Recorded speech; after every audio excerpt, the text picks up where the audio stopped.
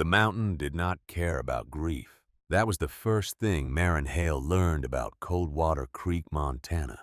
Not from anyone who told her directly. The people here were not the kind who told you things directly, but from the way the town itself moved, the way it breathed, the way it pressed forward through each day, with the grim mechanical efficiency of a water wheel that turns whether the water is warm or cold, gentle or violent. The mountain did not care. The wind did not care. The winter, which came here not as a season but as a verdict, did not care at all. And so, neither did Coldwater Creek. She had come here 5 years ago for love. That was the whole of the reason. And she had never been ashamed of it. Aldous Hale had been a man worth following to the edge of the known world, which in 1888 meant following him west from Boston to a mining settlement in the high country of Montana that sat at an elevation where the air tasted thin and the summers lasted exactly long enough to make you believe in them before they vanished again. He was a geologist by training, a scholar by nature, and a dreamer by the particular grace of God that produces such men in small numbers and scatters them across the earth like seeds thrown without aim. He had seen things in rock formations that other men walked over without noticing. He had read the language written in stone and sediment, the way a minister reads scripture with the certainty of a man who believes every word. Maren had been a school teacher in Boston, the daughter of a librarian and a civil engineer, which meant she had inherited her mother's love of language and her father's love of structure. And she had found in Aldous a man who contained both. When he told her he needed to go west, when he spread his maps across the kitchen table and traced the routes with his long fingers, and explained in that careful, precise voice of his what he believed he would find there, she had not hesitated. She had looked at the maps, asked 3 intelligent questions, and begun packing. That was 1888. She had not known, standing in their small Boston apartment with her practical hands folding winter clothes into a trunk, that she was packing for the rest of her life. Not the life she would live with Aldous, the life she would live after him. He died in March of 1892. It was a fever, the kind that moved through a mountain town in late winter, like a rumor touching some and skipping others without apparent reason or mercy. Aldous had spent 3 weeks in a state of luminous, terrible clarity, burning from the inside out. And in those 3 weeks, Maren had sat beside him through every night and watched the most interesting mind she had ever encountered slowly go dark. He had talked through much of it which was like him. He had reached for her hand, which was also like him. And in the final days, when the fever had burned away everything except what was essential, he had spoken to her about the earth, about the warmth of it, about what lay beneath the cold surface of the world. She had held his hand and listened and told herself she would remember every word, and she did. He was buried in the Coldwater Creek Cemetery on a hillside that faced east, which meant the morning light reached him first. That had been her only request, and the men who dug the grave had honored it without comment. Small mercies from a town that was not unkind so much as it was simply preoccupied with its own survival. In the 18 months that followed, Maren had been preoccupied with the same thing. Coldwater Creek had been a mining town, once silver mostly, with some copper veined through the lower ridges, and had been a good one for a generation. The mine had made fortunes for a few men and livelihoods for many. And in that period, the town had developed the particular confidence of a place that believes its prosperity is structural rather than circumstantial. Then the silver thinned and the copper played out, and the confidence proved to have been circumstantial after all, and the community spent a decade reinventing itself as an agricultural settlement, which was a harder reinvention than it looked, because the land at this elevation was not naturally inclined toward generosity. You could farm it. People did farm it. But you farmed it the way you argue with a very stubborn person with patience and persistence and the expectation of limited returns. Aldous had loved it. He had loved the geological complexity of the place, the way the landscape told a story of immense forces and immense time, if you knew how to read it. He had spent 5 years reading it, hiking ridgelines with his instruments and his notebooks, filling page after page with observations and measurements, and the careful, cumulative record of a man building toward a conclusion he believed was significant. Maren had watched him work and understood the work, even when she could not fully follow the science, because the quality of his attention was itself a thing of beauty. And she had always been drawn to people who paid the right kind of attention to the world. After his death, she had tried to stay useful. She had no income.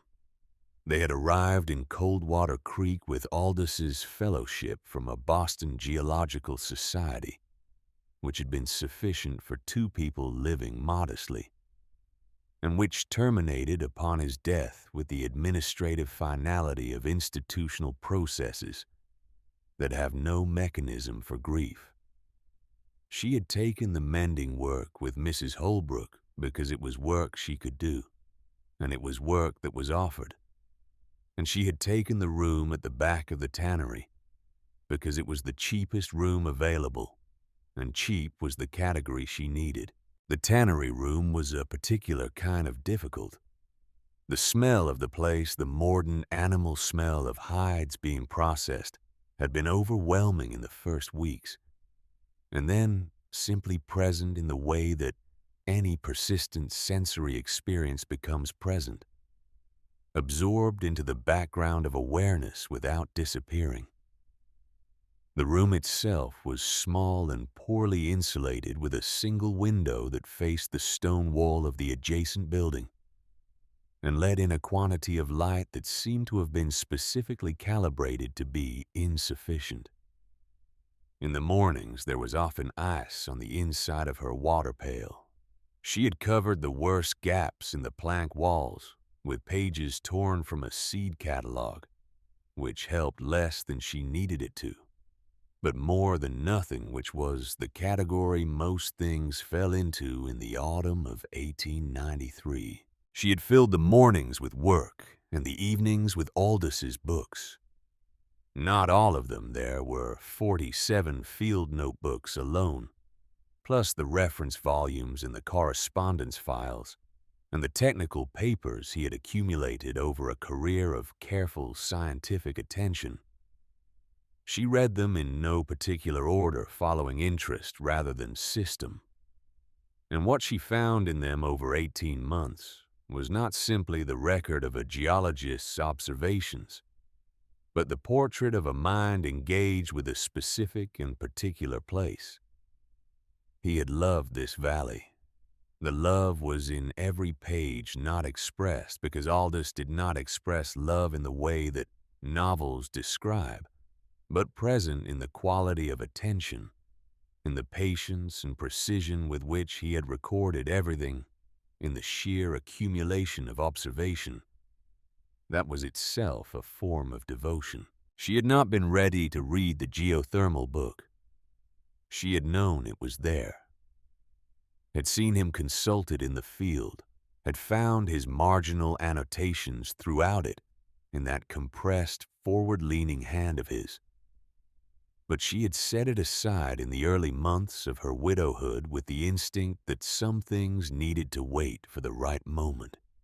She did not know what the right moment would feel like. She only knew it had not yet arrived. October of 1893 arrived like a fist. The summer had been short even by the standards of high country Montana, where summer was always a provisional thing, a temporary arrangement subject to cancellation without notice. The first frost came 3 weeks early. The potato vines in the fields went black overnight. And when the farmers walked out in the early gray morning and saw the damage, the silence that moved through the community was the particular silence of people doing arithmetic that doesn't come out right. Maren did her own arithmetic. She sat in the tannery room and counted what she had. She counted it twice, which did not improve the number. 3 months of winter ahead of her. Money for perhaps 6 weeks. She walked the town with her eyes open, the way Aldous had taught her to walk through landscapes. Aldous had believed that observation was the primary human skill, that most of what people failed at in life they failed at, because they had not looked carefully enough. Maren had absorbed this belief the way she had absorbed most of what Aldous believed, not as instruction, but as transformation, so that it became simply the way she saw. She observed everything. She observed the way the women in the market square watched her. The glances were not malicious, not precisely. They were assessing. They moved over her worn shawl, the hollows of her cheeks, the particular quality of quietness that settles on a person who has stopped expecting things to improve. She saw herself through their eyes, and she understood what they saw. A problem that had not yet been solved. A loose stone in a wall that was otherwise well fitted. In Coldwater Creek, survival was a communal equation. You pulled your weight, or you did not belong. A widow without kin, without trade, without family property, she was an unknown variable, and the community had a limited tolerance for unknowns. She understood this without bitterness.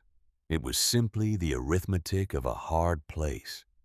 The community had been shaped by the same forces that shaped the landscape elevation exposure. The long and unforgiving winters, and it had developed the same qualities in response: density, self-sufficiency, a practical conservatism about resources and risk. People were not cruel to her. They were not generous either. They occupied the middle position that people occupy when they have a limited supply of generosity and a long list of competing claims on it. She observed the way the town prepared for winter. The stacking of wood, which in Coldwater Creek was not a casual activity but a kind of ritual. Each cord measured and assessed the positioning against the house wall, calculated to provide both insulation and accessibility. The sealing of windows with additional layers of oilcloth and old newspaper. The movement of livestock into closer quarters. The careful inventory of root cellars, those underground chambers that were the real vaults of a mountain community, where the wealth of the harvest was stored against the lean months ahead. She had no root cellar. She had no livestock. She had a room with catalog pages on the walls, and a water pail that iced over at night. And she had 6 weeks of money and 3 months of winter. She was sitting in the tannery room one Thursday evening in late October. The smell of the place so deep in her skin by now that she no longer noticed it, darning a wool sock by the light of a single candle when someone knocked at her door. She opened it to find Fletcher Voss. Mayor Fletcher Voss was 58 years old and built like a man who had never in his life doubted that he occupied exactly as much space as he was entitled to. He was thick through the shoulders and heavy in the jaw, with the kind of face that authority had settled into over decades the way water settles into stone, reshaping it so gradually that the final form seems natural, inevitable. He wore a good wool coat and a hat that had cost real money, and he held himself with the comfortable certainty of a man accustomed to standing in doorways and having people step back. He said he happened to be in the area. He said he had been thinking about her situation. He said it with the particular warmth of a man who has rehearsed warmth so thoroughly that it sounds almost genuine. He had a proposition. It was a matter of charity, he said. He could not, he explained with a reasonable man's reasonable sigh, simply give her a place to live. That would set a precedent the town could not sustain. But he could sell her one. There was a property, a modest piece of land on the east edge of town, available at a price that he had set with her circumstances specifically in mind. The property was called Devil's Acre. She knew of it. Everyone in Coldwater Creek knew of it. It occupied its own category of bad reputation, which was different from ordinary bad reputation, because it was not about the people associated with it, but about the land itself. Devil's Acre sat on the windward edge of town, where the terrain transitioned from the protected valley floor to the exposed ridge, and the exposure was total. The good topsoil had been scoured away generations ago by the combination of elevation, wind, and the particular cruelty of the site's orientation. What remained was gravel and bedrock, and a species of wiry gray-green weed that seemed to grow, not from the soil, but from some source of spite that the soil merely channeled. Its most prominent feature was a crack in the earth.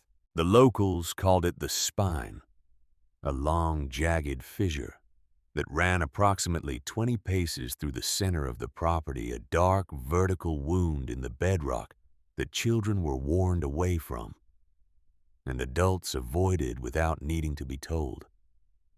Local legend held that the low, persistent moaning that came from the site on windy days was the sound the mountain made in protest of the crack, as though the earth itself were unhappy about the rupture.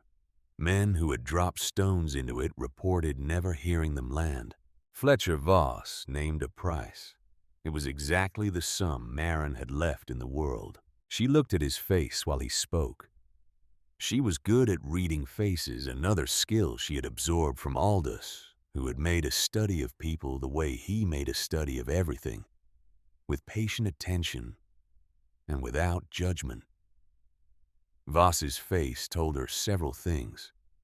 It told her he was a man who enjoyed a transaction. It told her he had done this before in one form or another, had guided inconvenient people toward arrangements that removed them from his field of vision, while preserving the appearance of generosity. It told her that the warmth in his voice was a performance accomplished but not quite perfect in the way that all performances reveal themselves eventually to a sufficiently attentive audience. It told her something else. There was a quality to the way he described Devil's Acre, a quality of practiced dismissal that was just slightly too practiced. He called it worthless land, with the fluency of a man who has said the same phrase enough times to stop examining it. But beneath the fluency and the small hesitations in the precise way he did not look at her when he described the spine, she detected something she could not yet name, something that had the texture of suppression. She did not pursue it, not yet.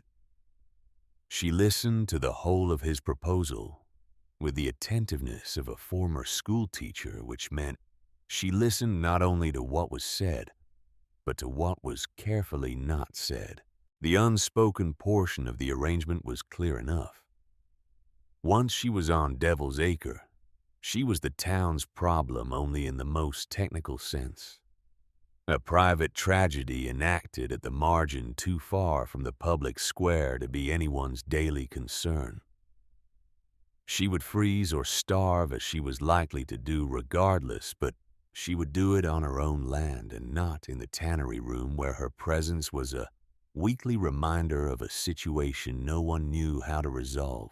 She thought about this with the clarity that cold and hunger had given her, which was the clarity of a mind that has burned away everything unnecessary and arrived at essentials. She thought about the room she was standing in with its ice-filmed water pail and its catalog page walls. She thought about the market square and the women's assessing eyes. She thought about 6 weeks of money and 3 months of winter. And then she untied the leather pouch from her belt. She did not make a speech. She did not explain herself. She looked at Voss with steady eyes and poured the coins into his palm, every last one, with the deliberate care of a woman completing a ritual rather than surrendering to a verdict. He closed his fingers around the money and smiled the smile that did not reach his eyes. And he told her the land was hers, that she should come by the office in the morning for the paperwork. And he turned to go. She was already looking past him. He crossed the threshold and moved toward the door, and in doing so, he passed the small writing desk that served as his temporary surface for the transaction. And as he gathered his papers, the top drawer of the desk caught on something and slid open 2 inches. It was a reflex that Maren noticed the way she noticed everything.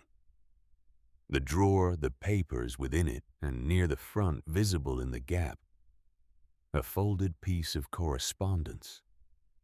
She saw the handwriting. She would have known Aldous' handwriting in a burning building.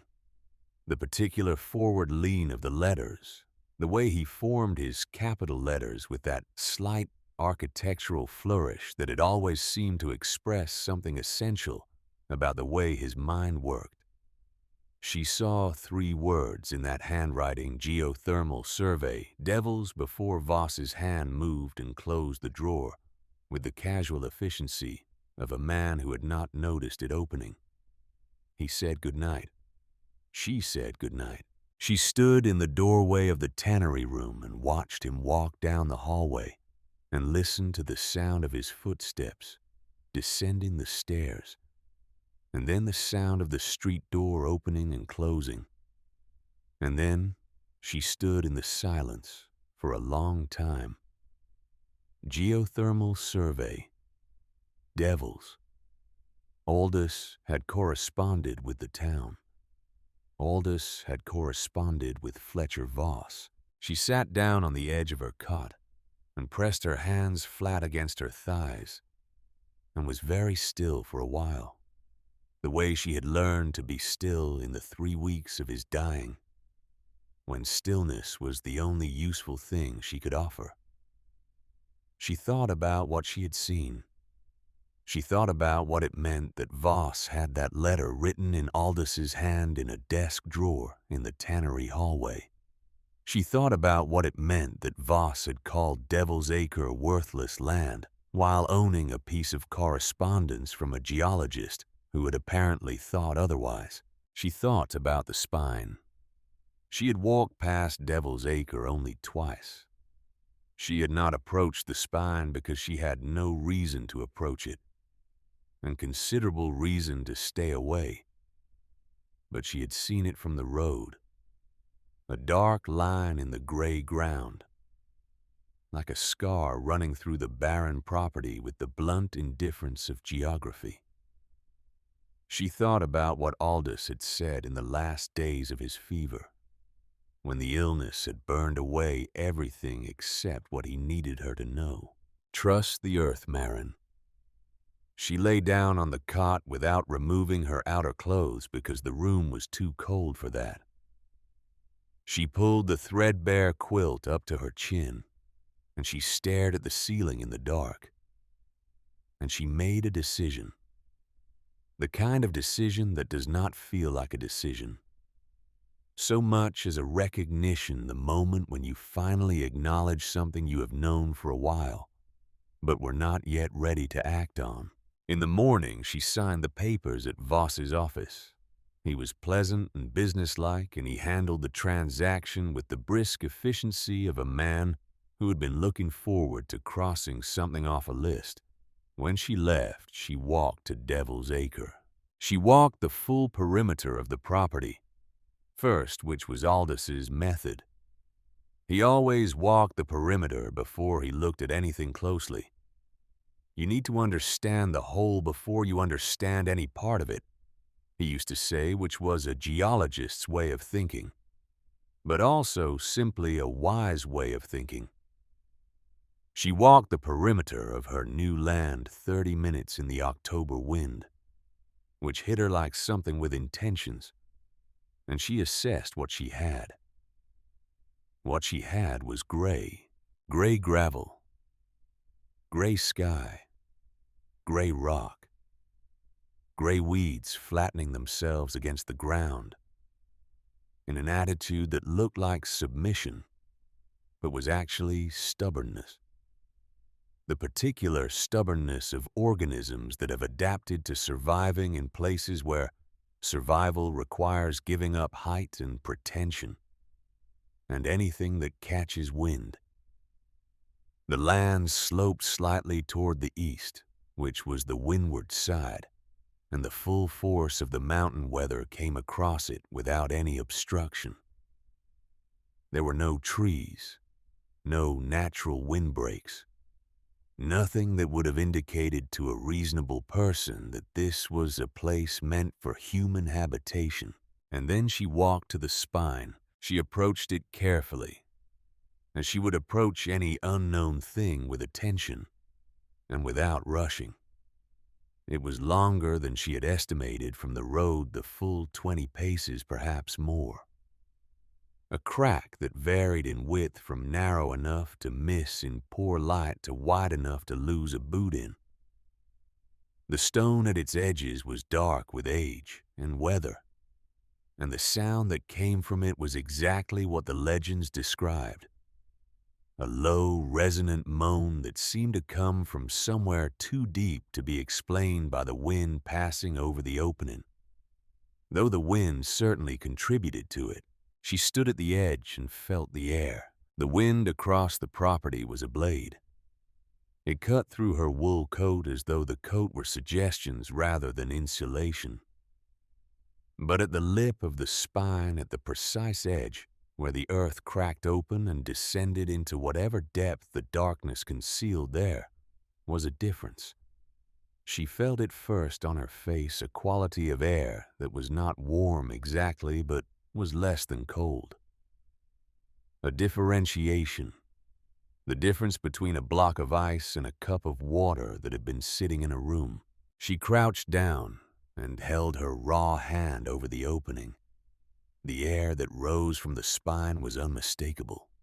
It was not the temperature of the mountain wind. It was not the temperature of the October afternoon. It was something in between, something that came from a depth that the seasons could not reach, that the winter could not penetrate, that drew its temperature not from the sun or the sky, but from the slow, vast, patient heat at the center of the earth. She picked up a dry brown leaf that had somehow made its way to this barren place, carried by the wind from the trees in the valley below, and she dropped it into the crack. It did not fall.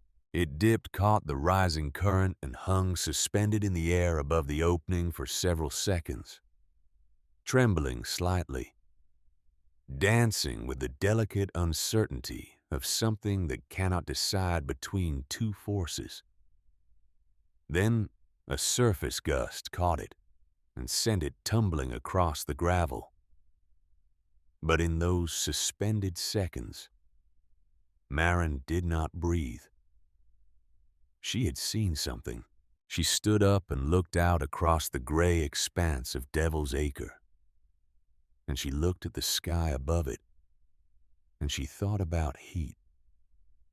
She thought about the way heat moves, the way it rises, the way it persists in enclosed spaces, the way it can be captured and concentrated by the right structures. She thought about Aldous' voice, that careful, precise voice that she still heard in certain moments, not as grief, not anymore, but as a resource explaining to her the principles of geothermal activity in the way he explained everything with patience and precision, and an underlying excitement that he kept controlled because he was a scientist, and scientists keep their excitement controlled. She turned and walked back to the tannery to collect her things. Grady Fenn was leaning against the wall of the livery stable as she passed, which she suspected was not coincidental. Grady was the town's blacksmith, a large, quiet man in his mid-40s with hands that looked like they had been designed by an engineer, and the kind of face that communicated information only when Grady specifically intended it to, which was not often. He had a reputation in Coldwater Creek for being the most mechanically competent man in the valley, which was a reputation earned through 45 years of consistent, unglamorous excellence at his trade. He was not warm. He was not cold. He was precise and honest in the way that the tools he made were precise and honest. He would tell you what something was, and he would not tell you what it wasn't. He had seen her at Devil's Acre. She was sure of it. He had the look of a man who had been watching. He pushed off the wall and fell into step beside her with an ease that suggested this was a decision he had made, but was not certain about. "Mrs. Hale," he said.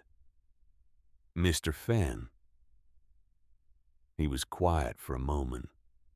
They walked the same direction without this being a settled thing. "I heard Voss sold you the Devil's Acre," he said. "He did. You know what that land is." "I know what people say it is." He considered this. "What people say it is," he said, "is what it is. There's nothing there, Mrs. Hale. The soil's gone. Wind took it decades ago. Nothing will grow on bedrock and gravel. What do you know about the spine?" she said. He glanced at her. It was a brief glance, but she caught the quality of it. The particular attention of a man who has been asked a question he was not expecting and is deciding how to answer. "It's a crack in the ground," he said. "Deep one. Kids used to dare each other to go near it, before the parents put a stop to that. Have you ever stood at the edge of it?" "Once, when I was new to the area, 15 years ago." "What did you notice?" He was quiet for long enough that she thought he might not answer. "The air was odd," he said finally. "Rising. It was cold enough that day to freeze spit, and the air coming out of that crack was—" He stopped. "Different," he said. "Yes," Marin said. "It is." He stopped walking. She stopped with him. They stood on the packed dirt of the main road, the October wind pushing at them from the north, and he looked at her with the expression of a man who is trying to determine whether what he is hearing is intelligence or desperation, and is finding the distinction difficult. "What are you planning?" he said. She told him. Not everything, not the letter in Voss's drawer, not the full scope of what she suspected, but the essential thing, the geothermal current. The idea of building into the earth rather than against it. A structure half buried capturing the earth's steady temperature using the spine as a natural source of warmth. A place where things could grow. She watched his face while she spoke, It was the face of a craftsman listening to a proposal which was different from the face of a skeptic listening to an argument. He was not dismissing her. He was assessing. "You'd need to excavate," he said. "Hard ground. Very hard. You'd need the right tools. You'd need glass for any kind of roof that lets light in. You'd need timber that won't rot in the moisture the growing would produce." He paused. "You'd need more than you have." "I have what I have," she said, "which is nothing. Which is the land and the knowledge and enough time before the real cold comes. If I start now." He looked at her for another moment. Then he looked at the ground. He pressed his boot against the dirt in a gesture that seemed to be addressing the earth itself, rather than any person present. "Mrs. Hale," he said, "that crack in the ground has been there since before this town existed. If there was something useful about it, someone would have found it by now." "Someone did," she said, and she walked away. She packed her belongings into the 2 chests. She owned books, clothes, the threadbare quilt that had been on their bed in Boston, the collection of Aldous' field notebooks and specimen cases, and she arranged for the handyman's son to carry them out to Devil's Acre on his cart for 50 cents, that she borrowed against future mending work. She set up her tent, a length of oilcloth stretched over a frame she built from salvaged lumber, staked against the most protected corner of the property, where a low rock outcropping blocked the worst of the north wind. It was not shelter. It was proximity to shelter. But it was on her land, and that mattered. That evening, with her candle lit against the October dark, and the wind doing everything it could think of to remind her of her situation, she opened Aldous' books. She went to the one she wanted by feel the old volume on geothermal phenomena that he had carried in his field case for 20 years, its cover worn smooth by the passage of those years, its spine cracked in 3 places from repeated consultation. She knew the book the way she knew his handwriting.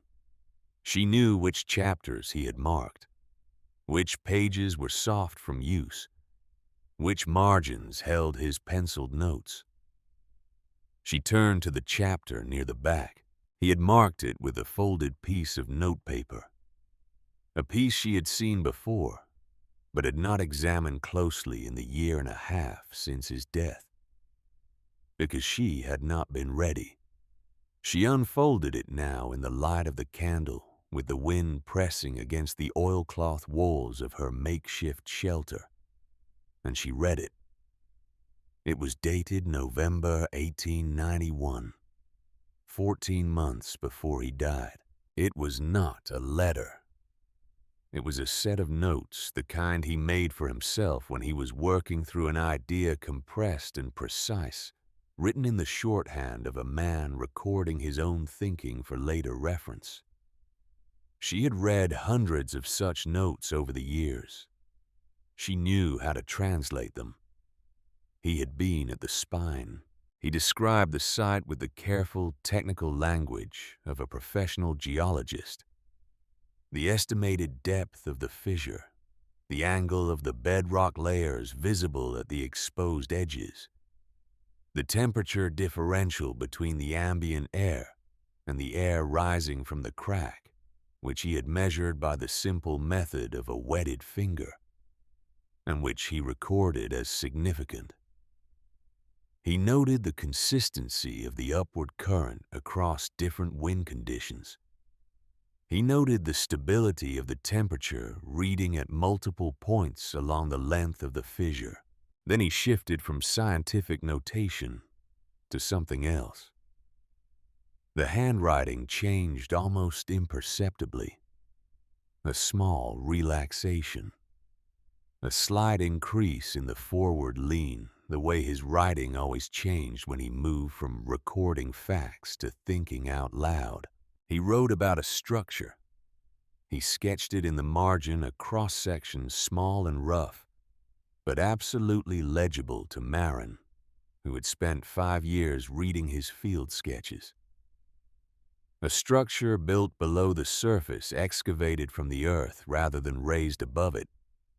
Walls of dry-laid stone to hold the shape of the excavation. A roof of glass and timber, low-angled, designed to admit light and shed snow. And at the center of the floor plan, marked with a small X and the notation "Vent the spine," he called it a winter garden. She read the notes 3 times. The candle burned down 1 inch and then another while she read. The wind was constant. Her breath made small clouds in the air inside the tent, which meant the temperature was dropping toward freezing. Near the bottom of the page, after all the technical notation, after the cross-section sketch and the calculations about soil depth and structural load, he had written something that was not a calculation or an observation. It was a sentence in the ordinary register of a person speaking to another person, not a scientist recording data. It said I could not build it in time. But the knowledge is here. Trust the earth, Marin. She sat with that for a long time. He had known. He had known the fever would take him. He had understood it before she had allowed herself to understand it, which was like him, which was the geologist in him, the part that could read the evidence and accept the conclusion without flinching. And in the time that remained to him, he had sat with this and written this and left it where she would eventually find it. He had left her a key. The grief that moved through her in that moment was different from the grief she had lived with for 18 months. It was not the hollow, endless ache of absence. It was something sharper and more complex, a grief that contained within it something else, something that she identified after a moment as partnership. He had still been working in those final months on the problem of her survival. He had been working on it in the language he knew best, and he had left her the result. She folded the notepaper and placed it back inside the book and closed the cover, and sat with her hands flat on it in the dark. Then she picked up the candle and held it close to the cross-section sketch in the margin, studying the details she had initially only registered, the dimensions he had estimated, the depth of excavation required, the length and width of the structure, the angle of the roof, the placement of the vent relative to the planting beds he had outlined in the floor plan. She was not a geologist. She was not an engineer. She was a school teacher with a librarian's relationship to books, and a civil engineer's daughter's relationship to problems, which meant she understood how to learn what she needed to learn, and how to think through what she needed to think through. She also understood with the clarity that hunger and cold and the arithmetic of 6 weeks of money versus 3 months of winter produces that she had no alternative plan. The next morning she began. The work started not with the shovel, but with her hands. She walked the perimeter of the site she had chosen, the area closest to the spine, where the geothermal current was strongest, and she cleared it of the surface gravel by hand, tossing it to the side in double handfuls, scraping the loose material away to expose the layer beneath. What she found beneath was what she had expected. A dense mixture of compacted clay and fractured rock that had the texture and cooperative spirit of iron. She had a single tool, the small folding spade Aldous had used for collecting botanical specimens in the field. a thing designed for extraction of small samples and entirely unsuited for the excavation of a space large enough to stand in. She drove it into the clay layer on the first attempt, and it bounced back with a force that traveled up her arms and into her shoulders and briefly convinced her teeth to chatter. She adjusted her grip. She drove it in again. The first day's work produced a cleared area approximately the size of a dining table and a depth of perhaps 8 inches at its deepest point. Her hands were blistered before midday. By afternoon, 2 of the blisters had broken. By evening, the raw skin beneath had cracked in the cold, and when she pressed her fingers together to stop the tense oilcloth door from rattling in the wind, she had to do it with her eyes open and her jaw set. She ate her dinner bread from the borrowing account at the bakery. 2 carrots, a cup of water heated over a small fire she built from the wind-blown twigs she had collected from the far edge of the property, and she thought about the day's work with the methodical honesty of a former teacher, assessing a student's progress. It was inadequate. It was necessary. It was the beginning. The town of Coldwater Creek began to take notice somewhere in the 3rd day. It was not the excavation they noticed. First, Devil's Acre was far enough from the center of town that the digging was not visible from the main road. What they noticed was Marin herself in the mornings and evenings when she walked to and from the bakery for her bread. The quality of her hands and face and posture beginning to tell the story of what she was doing. There is a particular look that hard physical labor in cold conditions produces on a person, and it is recognizable to anyone who has done such labor themselves, which in Coldwater Creek was everyone. The women at the market noticed first, as they usually do. The conversation began as concern, genuine if limited concern of the kind that expresses itself in the shaking of heads and the lowering of voices. The widow had lost her senses. The grief had taken her to a strange place. Someone ought to speak to her. Then the word got out about what she was doing on Devil's Acre, and concern became something else. It was Grady Fenn who gave it the name without intending to. He was talking at the livery one evening, talking for Grady, meaning using 8 words where another man would use 30. And someone asked him if he'd seen what the widow Hale was doing out on the acre. He said yes, he'd seen it. Someone asked him what she was building. He paused for a moment and said she was digging. Someone asked what she was digging. He looked at them with the expression of a man deciding how much the question deserves. A mole hole, he said, and went back to his drink. The Mole Woman. The name spread through Coldwater Creek, the way names spread in small places quickly, completely, and with a fidelity to the original phrasing that suggested people recognized something essential in it. It was said with amusement at first, which gradually acquired an edge, not of cruelty, but of something between embarrassment and unease. The woman digging alone in the worst land in town with blistered hands and a dead man's spade was a sight that troubled people whose comfort depended on a stable understanding of what was possible and what wasn't. Fletcher Voss heard the name and was satisfied by it. He rode out on his gray horse to the edge of Devil's Acre on the 4th day, sitting in the saddle with the comfortable authority of a man surveying property he still considers his in the way that matters. And he looked at the small, dark figure bent over its impossible work in the gray distance. And he went home and told his wife over dinner that the woman would be gone by the first real snow. He was not worried. He was certain. There is a difference, and Voss had never learned to feel it. On the morning of the 7th day, Marin arrived at her work site to find a pickaxe and a long-handled iron shovel leaning against the flat rock at the edge of her excavation. Both were well made. The pickaxe had a head that was new or nearly new, the steel bright and clean. The shovel had a worn handle, but the blade was sound.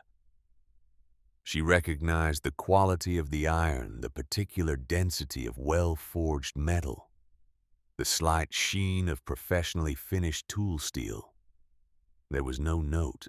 She looked toward the town, toward the distant suggestion of the blacksmith's chimney smoke rising above the roof lines. She stood for a moment with her hand on the pickaxe handle, feeling the weight and balance of it. Then she picked it up and turned back to the earth and swung it in a clean arc. The crack it made when it hit the ground was entirely different from anything she had produced with the small specimen spade. The earth moved. With the pickaxe and the proper shovel, the work changed from suffering to something that still hurt, but now also progressed. The pickaxe broke the compacted clay and fractured rock into manageable pieces. The shovel moved the debris.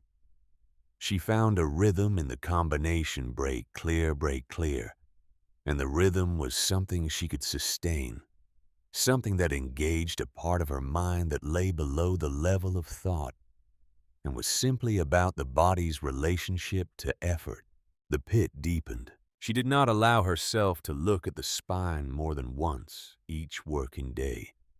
It was a discipline she imposed on herself, because the spine was the reason for everything, and it would be easy to make it into a superstition, to check it repeatedly for reassurance. Once a day she walked to its edge and held her hand over the opening and felt the rising air, the mild, patient, steady breath of the earth, and she confirmed that it was still there. And then she went back to digging. It was always there. She sorted the rocks she excavated with methodical care. Flat stones in one pile, round stones in another, sharp-edged fragments in a third. This puzzled the few people who walked close enough to observe the work directly. Why sort rocks? What did it matter from a pile of debris which shape the debris took? It mattered because the flat stones would be wall material. The round stones would be foundation drainage. The sharp fragments would be fill. Every stone she moved was going to be used again, and the only way to use them again efficiently was to know where they were. This was the civil engineer's daughter at work, the part of her that thought in structures, in the relationship between material and function, in the difference between waste and resource. The pit deepened. The sorted stone piles grew. October became November, and November arrived in Coldwater Creek with the intent of establishing itself permanently. It was in the second week of November that she began to lay the walls. The dry stone walling technique was something she had read about in one of Aldous' books on traditional building methods, a Scottish volume translated into English that described the construction of structures that had lasted centuries on exposed Scottish hillsides in weather that made Coldwater Creek look moderate. The principle was elegant in its simplicity. Stones placed without mortar fitting together by weight and friction, and the careful selection of each stone for its specific position. No two stones in a dry stone wall are interchangeable. Each one is chosen for what it can do in the place it occupies. She had to rebuild certain sections 3 times before they were right. The first attempts failed not catastrophically, but quietly. A wall that looked sound would have a hidden instability that revealed itself only when she placed the next course of stones and felt the structure shift. She learned to feel for the settling, to recognize the particular vibration of a well-placed stone, versus a stone that was only pretending to be well placed. Aldous had been good at recognizing that distinction in people. She allowed herself to think of him in the mornings before the work began, while she was eating her bread and looking at the sky over the mountains. In the evenings, by the candle, she allowed herself to read a page or two of his field notebooks. Not the technical ones, but the personal journals he had kept alongside them, in which the scientist occasionally stepped back and the human being wrote about what he was thinking and feeling and hoping. She did not read these to grieve. She read them to remember the quality of his thinking, to keep it available to her as a resource. He had written in the fall of 1891, around the time of the spine observations. There are times when I am certain that this land contains something that has been overlooked by everyone who has looked at it, because everyone who has looked at it has been looking for what they expected to find. They find the gravel and the wind and the cold, and they stop looking because that is what a place like this is supposed to contain. But a geologist is trained to look past the surface. And what I believe I have found past the surface of this valley, if I can bring the evidence to a point where it is unignorable, may change everything. He had been right. He had been right, and he had not had enough time. She was going to give him the time. On the last Sunday of November, she was working in the pit, which was now deep enough that only her head and shoulders were visible above the surface, when she stood at the lowest point, when she became aware of someone watching her. She had developed a sensitivity to this, not unpleasantly the way you develop sensitivity to any repeated experience. She finished the stone she was placing before she looked up.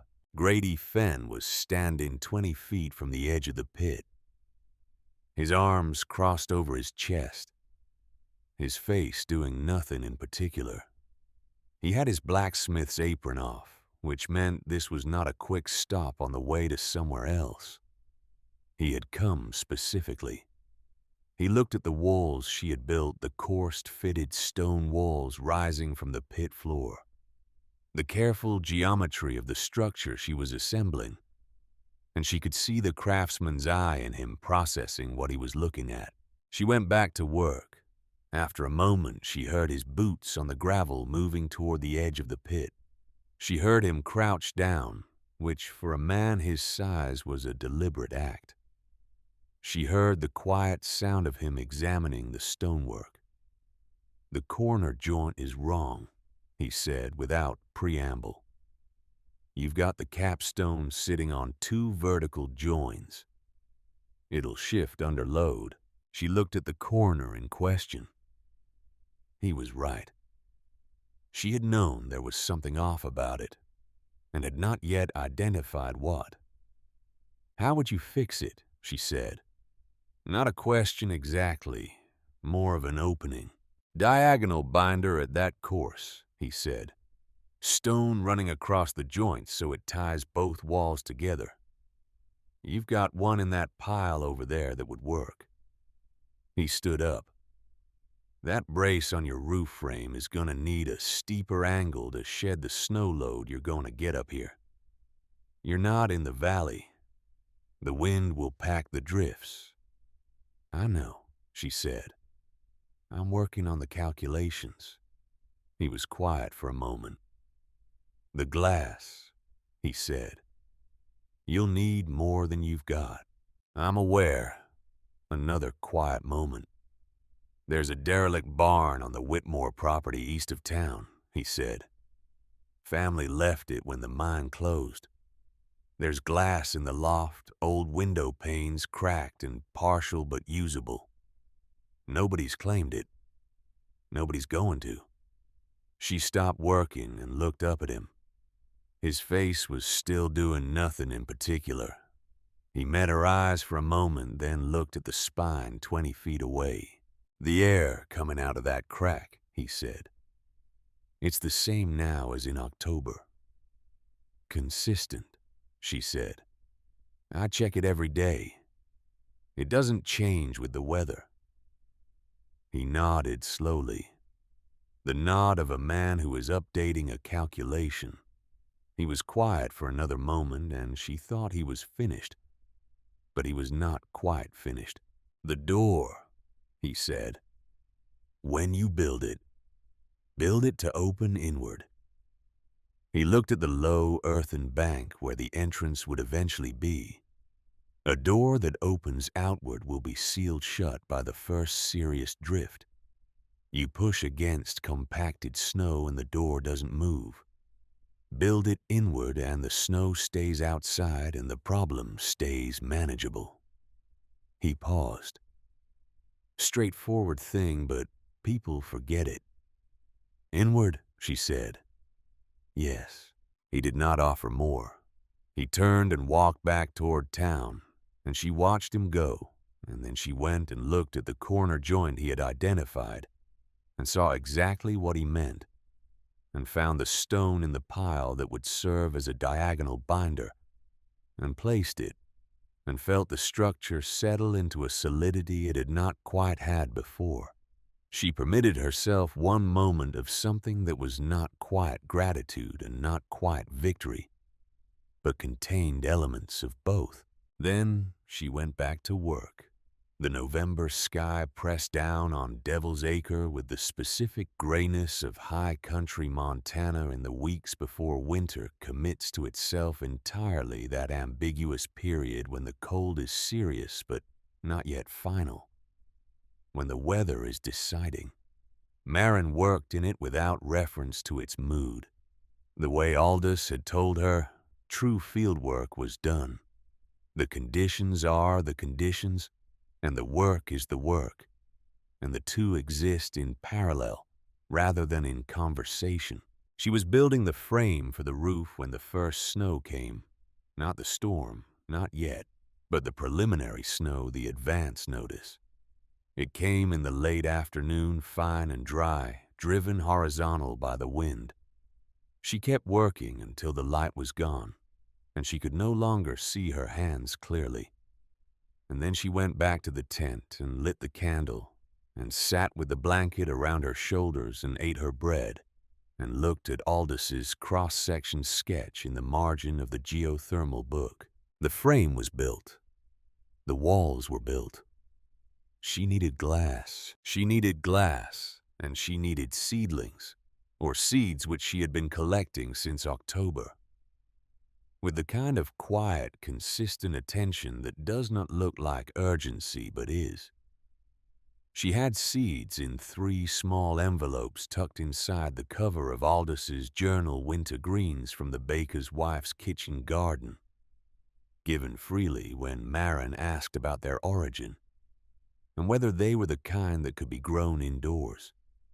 Carrot seeds from the general store, and 1 small paper packet slightly water damaged that she had found in the pocket of Aldous' field coat when she sorted through his belongings. A packet of tomato seeds from a seed company in Ohio, labeled in his handwriting, with a notation about growing conditions that had seemed optimistic even for Aldous, and now seemed like a message. She needed the glass. She made 3 trips to the Whitmore barn over the following week, each one early in the morning before the town was fully awake, each one returning with her arms full of old window glass wrapped carefully in burlap. It was not enough. It was never enough. And she spent the last of her borrowing credit, the accumulated future value of mending work, not yet done, on 3 additional crack panes from the hardware store, on a quantity of lead strips from a traveling tinker who came through on his irregular circuit, and on a small supply of glazing compound from a man in the next town who replied to her written inquiry with a price that was exactly $1 more than she could pay, and who received a reply from her offering 2 months of mending work in lieu of the $1, and who, after a pause she did not let herself interpret, agreed. She put the glass together the way a surgeon works, which is to say with total concentration and no margin for error. The pieces were fitted into the wooden frame she had constructed, using Aldous' techniques for bridge-building carpentry. The same principles scaled down a low-angled A-frame that would present the minimum surface to wind and the maximum practical angle to shed accumulated snow. She used the lead strips between the glass pieces, the way she had read about in an old account of stained glass construction, bending them to fit the irregular shapes of the salvaged panes, pressing them into place with the smooth handle of Aldous' specimen spade. It was slow. It was precise. It was, she thought, once exactly the kind of work that could not be rushed and could not be faked. The kind where the quality of the attention was directly and immediately visible in the result. She was fitting the second-to-last pane into the frame on the evening of November 23rd, when she heard the footsteps on the gravel. She did not look up immediately. She finished the lead seam she was pressing into place, checked the angle, confirmed it was right. Then she stood up and turned. Fletcher Voss stood at the edge of what had been Devil's Acre and was beginning in her mind, if not yet in the minds of others, to be something else. He stood with his coat buttoned against the evening cold and his hat brim pulled down, and he looked at what she had built with an expression that was difficult to read because several things were happening in it at once. She waited. "Mrs. Hale," he said. His voice had lost the warm, rehearsed quality of the evening in the tannery hallway. What replaced it was something flatter, less managed. "Mayor Voss." He gestured at the structure, the sunken walls, the timber frame, the partly glazed roof, catching the last of the afternoon light. "I need to understand what you believe you're doing here." "I believe I'm building a house," she said, "on land I own." "That is not a house. That is a—" He stopped. He was a man who always had the word he needed, but the word he needed now was not available to him. "That is a construction of uncertain structural integrity on a piece of municipal land adjacent to a geological hazard, and I have an obligation to this community. The land is mine," she said. "You sign the paper. The building code of this. I have consulted the building code," she said, which was true. She had sent to the county seat for a copy and read it with the attentiveness of a woman who needs it to say something specific and needs to know whether it does. "There is no provision that applies to a structure of this type and depth. You are welcome to find one." He looked at her. She looked back. The wind moved between them, carrying the first sharp smell of the real cold that was coming. "I will give you twice what you paid," he said. His voice was quiet and direct. The voice he used, she suspected, when he was not performing and the situation required something genuine. "Today, cash. You take the money and you leave this property and you go somewhere. You'll be comfortable through the winter." "No," she said. "Mrs. Hale." "No," she said again quietly, with the same finality. She turned back to the roof frame and picked up the last pane of glass and began to fit it into place. After a long moment, she heard his footsteps on the gravel, moving away. She did not look up. She focused on the glass, on the lead strip, on the angle of the fit. In the morning, she found that someone had been at the work site in the night. One section of the glass roof, 3 panes she had fitted and sealed the day before, had been pushed in and broken. The lead strips were bent back. The glass shattered across the stone wall beneath. The damage was not random. It was specific. Someone had pushed at that section with force and intent. She stood and looked at it for a while with the cold morning air pressing against her face and the gray sky pressing down from above. On the gravel beside the broken section, there were footprints.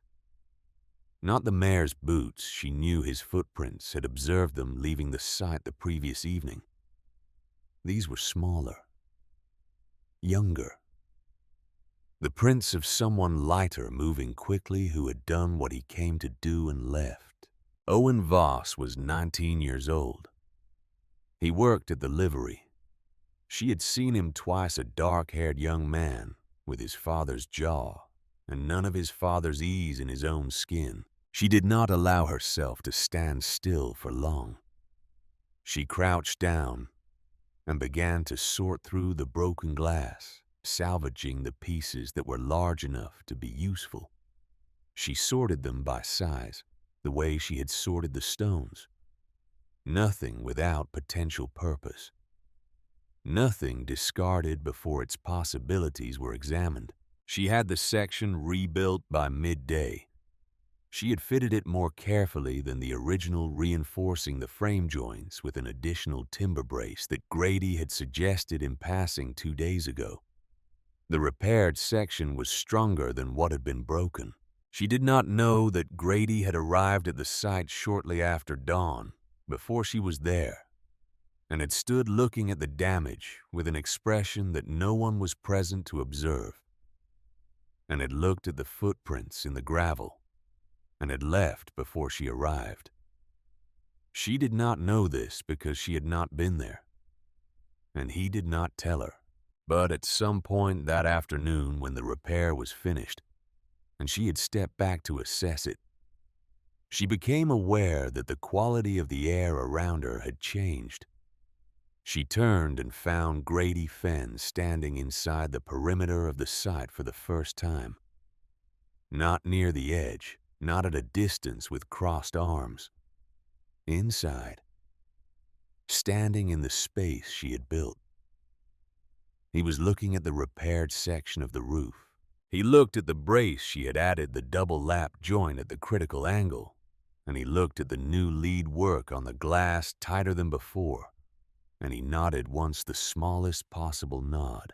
Then he walked to the wall section that needed a final course of capstones and picked up a flat stone from the sorted pile and placed it on the course, fitting it against the adjacent stone with the automatic precision of a man whose hands know what they are doing without needing to consult his mind about it. He did not explain himself. She did not ask. They worked the rest of that afternoon side by side in near silence. And when the light was gone and the temperature was dropping, he gathered his tools and walked to the edge of the site and stopped. "The roof will hold," he said. He was looking at the completed structure. "Yes," she said. "What you've put in the floor." He was looking at the dark soil she had spread across the excavated base, the rich earth from the deep level of her digging that had not seen sun in 1,000 years. "That will grow something." "I believe so." He was quiet for a moment. "The crack," he said. "The spine. The air coming from it, you're counting on that to keep the temperature above freezing." "Yes." He pressed his boot against the edge of the iron grate she had placed over the spine's opening, a discarded piece from his own forge yard that she had found near the road and dragged to the site. Substantial iron. It covered the opening while allowing the air to rise freely. He looked at it for a long time. "If you're wrong about the temperature," he said, "if it drops, the plants die. Everything freezes." "Yes," she said, "if I'm wrong." He looked at her then directly with the craftsman's gaze that was not warm, but was honest, and was in its honesty the clearest form of respect she had received from anyone in Coldwater Creek since Aldous died. "You better plant soon," he said, "before the real cold comes." He walked back toward town. Maren Hale stood alone on her land as the evening settled over it, over the sunken room she had built from nothing over the spine, with its steady, patient breath over the dark soil that had never grown anything, and was about to be asked to grow everything. She stood and looked at the low, ugly structure, the half-buried walls, the mismatched glass roof catching the last, thin suggestion of light, and she thought it was possibly the most beautiful thing she had ever built, which was also the only thing she had ever built. And that seemed right. She went inside. She opened the 3 seed envelopes in the water-damaged packet, and she planted everything she had. Then she closed the heavy door behind her, the door that opened inward, as Grady had advised, and listened to the wind which was picking up from the north with a new quality to it, a new depth and seriousness. She pressed her ear against the door and listened. She had never been afraid of what she could not yet see. She had learned that from Aldous, who had spent his life reading the evidence of things that lay beneath the surface. The surface tells you what it wants you to know, he used to say. The real information is underground. Outside the sky over Coldwater Creek was the color of iron. The winter was coming. She had just put something in the ground to meet it. The first week inside was the hardest, not because of the cold. The cold outside was doing what cold does in high Montana in late November, which is everything it can think of, and what Maren had built was holding against it with a solidity that surprised even her. The temperature inside the sunken structure remained what she had hoped, cool, but not freezing. The spine breathed its patient exhalation up through the iron grate, steady and indifferent to the season, unaware that the season had opinions about it. The ground itself, insulated by the tons of earth on all 4 sides, maintained a temperature that bore no relationship to the one outside the door. No. The hardest thing in the first week was the waiting. She had planted everything she had in dark soil that had never seen sunlight, and now she had to wait for what she had planted to decide what it thought about that. She had done everything she could do. The structure was built. The seeds were in the ground. The variables that remained were not hers to control, and she was a woman who had spent the previous 2 months controlling variables with fierce total attention, and the cessation of that was its own kind of difficulty. She watched the soil. She knew this was not useful. She knew that seeds do not germinate faster because someone watches them, that the biological processes at work in the dark earth beneath her were indifferent to her observation. Aldous would have reminded her of this gently, with the slight smile he used when he was pointing out something obvious to someone he respected too much to point it out directly. She reminded herself of it instead, with less grace but equal firmness, and she made herself look at other things. She looked at the structure. She had not had time in the weeks of construction to really see what she was building, to stand inside it and assess it as a complete thing, rather than as a problem to be solved section by section. Now she had the time, and what she saw was not what she expected. She expected utility. She had planned for utility, had designed every element for its specific function, had made every decision based on what would work, rather than what would look like anything in particular. But standing in the finished space with the pale winter light filtering down through the patchwork glass ceiling, each pane a different age and clarity and tint, the whole assembly creating a diffused, complex illumination, that was nothing like the flat light of outdoors. She found something she had not designed. She found a kind of beauty. It was the beauty of the right relationship between things. The curved stone walls fitted stone by stone with a patience that had sometimes astonished her when she remembered she was the one exercising it. The timber frame of the roof, the joints she had remade twice until they were right. The angle of the rafters calibrated to the specific load requirements of this specific site.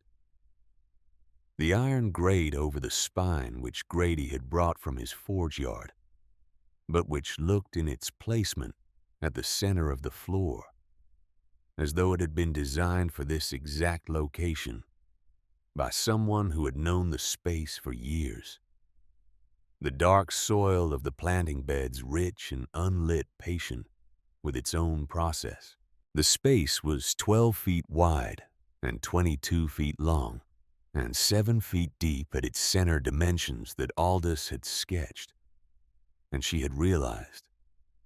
And it held the air within it, the way a cupped hand holds water with containment and care. She could stand upright. She could move. She could breathe air that did not cut. She stood in it the morning of the 4th day and turned slowly one complete rotation looking at everything. And she thought he would have loved this. She allowed herself that thought. She did not pursue it further. On the 5th day, she found the first green. She almost missed it. She was moving along the east planting bed, checking the moisture level of the soil with her fingers, the way she had read to do in a gardening manual she had borrowed from Mrs. Holbrook's shelf. And she saw between 2 shallow indentations where she had pressed carrot seeds into the soil a single thread of green so fine that it was almost the color of the dark earth around it. A cotyledon, the first emergence, the hairline beginning of a carrot. She sat down on the cold stone floor beside it and looked at it for a long time. It was not remarkable as plants go. It was barely a plant. It was the suggestion of a plant, a preliminary sketch in the language of biology. But it was alive, and it was growing in the ground in late November in Montana in a structure that the town of Coldwater Creek believed was a madwoman's grave, and it was the color green at a time and in a place where nothing was green. And Maren Hale pressed her hand flat against the dark soil and held it there, as though she could feel the whole slow vegetable conversation happening beneath the surface. The entire network of germinating seeds talking to the earth in the only language they knew. She had been right. The knowledge settled into her not as triumph, but as something quieter, something more like the relief of a long-held breath, finally released. She had been right. The earth was warm enough. The light through the glass was sufficient. The structure she had built from salvaged material, and her husband's field notes, and the school teacher's determination to learn whatever she needed to learn, was doing what she had designed it to do. She pressed her forehead against the cold stone wall and was still for a moment. Then she got up and went back to work.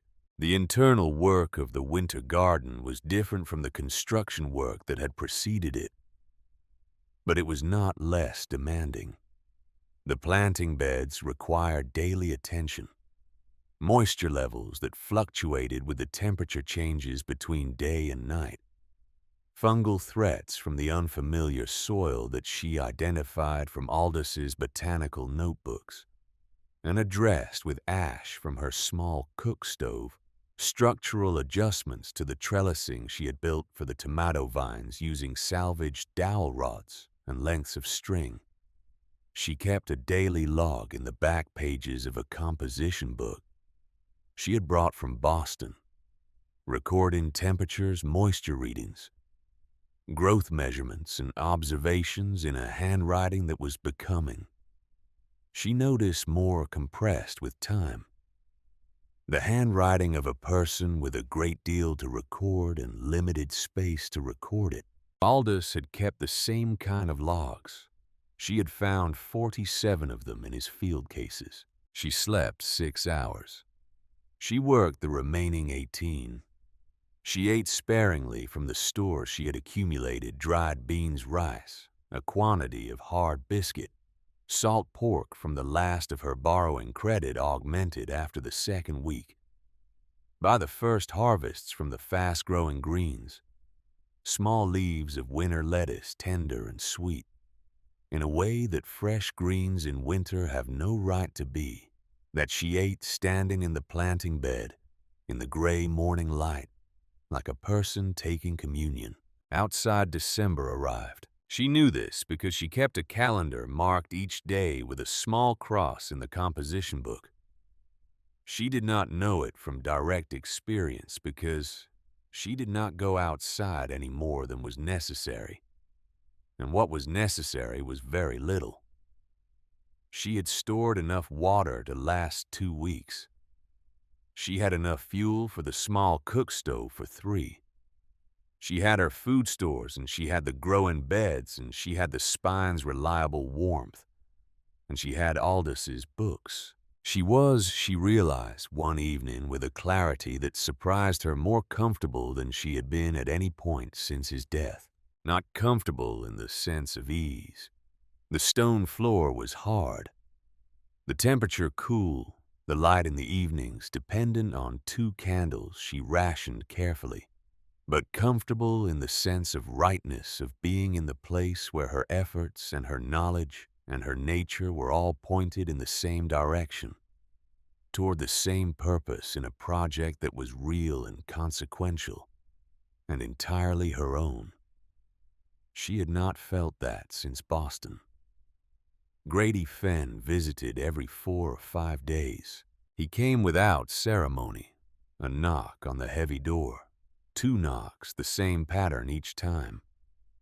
She would lift the bar, and he would come in with the cold still on him, his shoulders carrying the particular tension of a man who has spent time in serious weather, and he would stand inside the door for a moment while his eyes adjusted to the interior light, and the transition would cross his face, the slight shift in his expression as the warmth and the green and the smell of living soil reached him.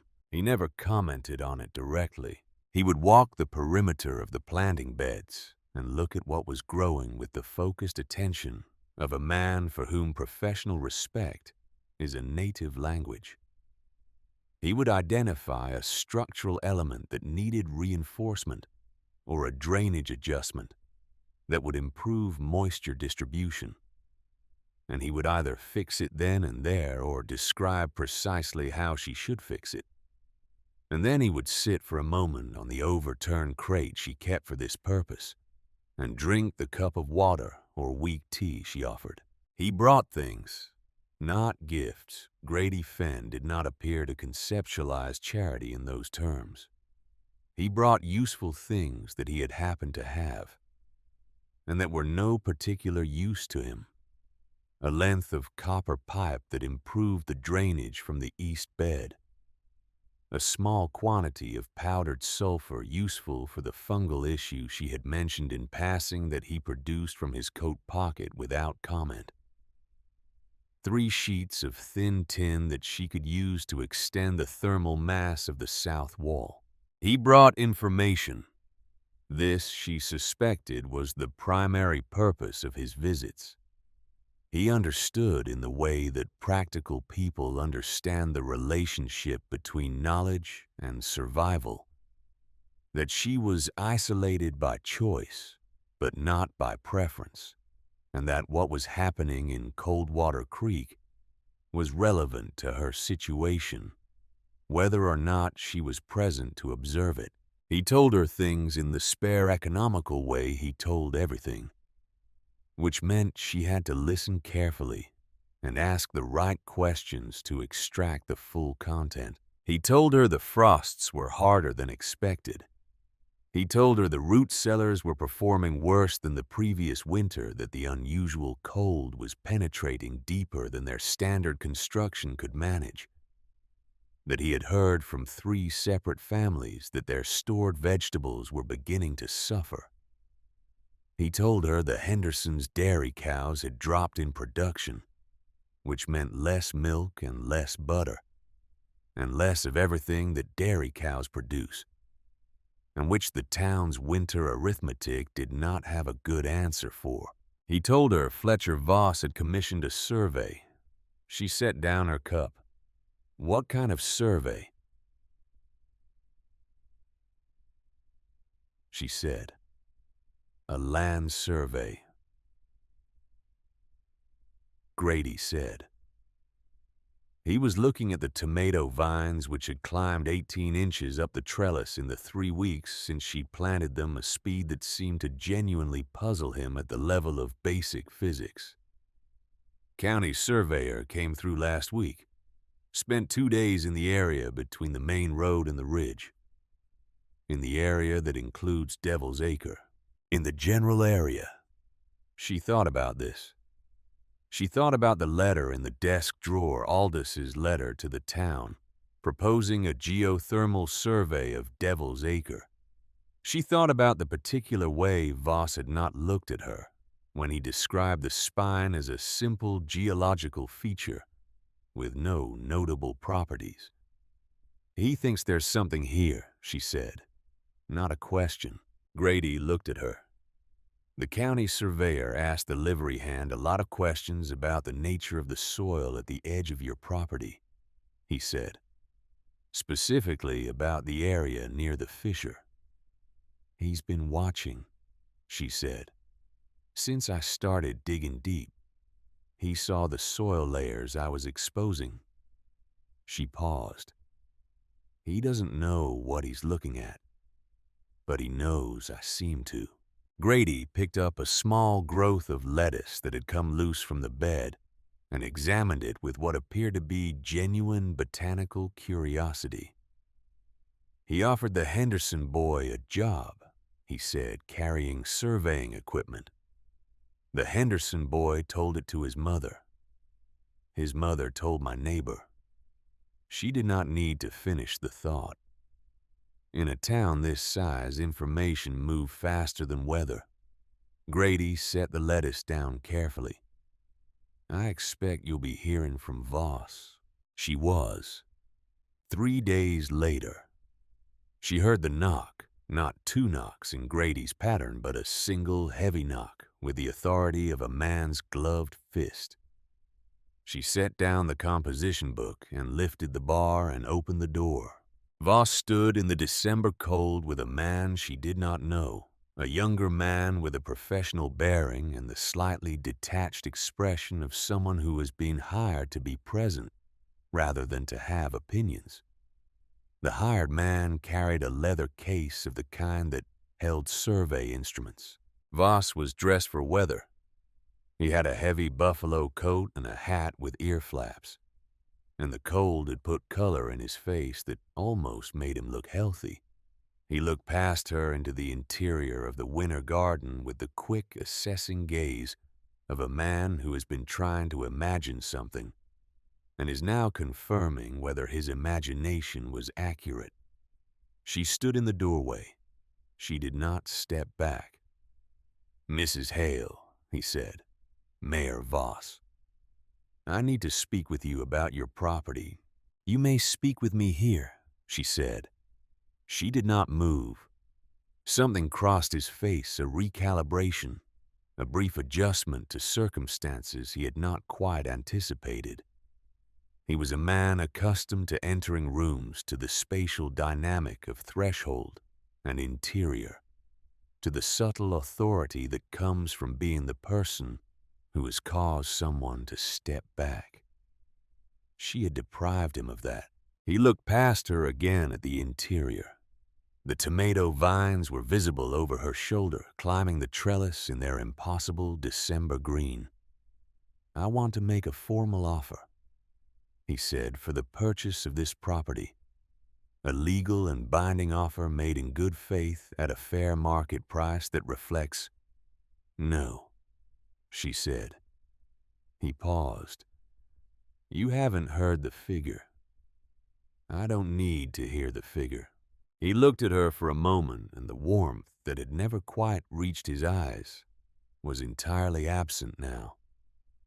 What replaced it was more honest in its way, the flat, practical gaze of a man who was deciding between available options. Mrs. Hale, he said, and his voice had dropped to the register he used when he was not performing the register she had heard once before, on the evening she last refused him. I will be direct with you. I have commissioned a geological assessment of this area. I have reason to believe that the geothermal activity associated with the fissure on your property may have commercial applications. Applications that would benefit this town significantly. You have reason to believe, she said. The evidence suggests... The evidence, she said, was in your desk drawer for 2 years. My husband sent you a letter in 1891, describing that evidence in detail. I saw the letter. The silence that followed this was the most complete silence she had experienced in a conversation with another person. Voss did not move. The hired man looked at his instrument case.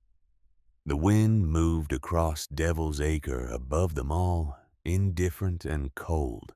Voss's face changed. It was subtle, the controlled face of a man with long practice at controlled faces. But she saw it. The slight contraction around the eyes. The adjustment of the jaw. The look of a person who has just had a private calculation exposed. Whatever my handling of that correspondence may have been, he said carefully, the legal situation regarding this property is uncomplicated, she said. I own it. You sold it to me. The transaction is recorded at the county. If you have concerns about the commercial applications of the geothermal activity on my land, I suggest you consider what it would cost to pursue those concerns through a process that begins with the legal fact of my ownership. She paused. And what it would cost you if the circumstances of that letter's handling were made part of that process. It was the longest speech she had made in a single exchange since coming to Coldwater Creek, and she felt the slight unsteadiness of someone who has committed their full weight to a step that must hold. It held. Voss looked at her for a long moment. The hired man was examining the middle distance with the practiced neutrality of someone who has been in rooms where things happen and knows the value of appearing not to observe them. This conversation, Voss said, is not finished. I expect not, Marin said. Good afternoon, Mayor.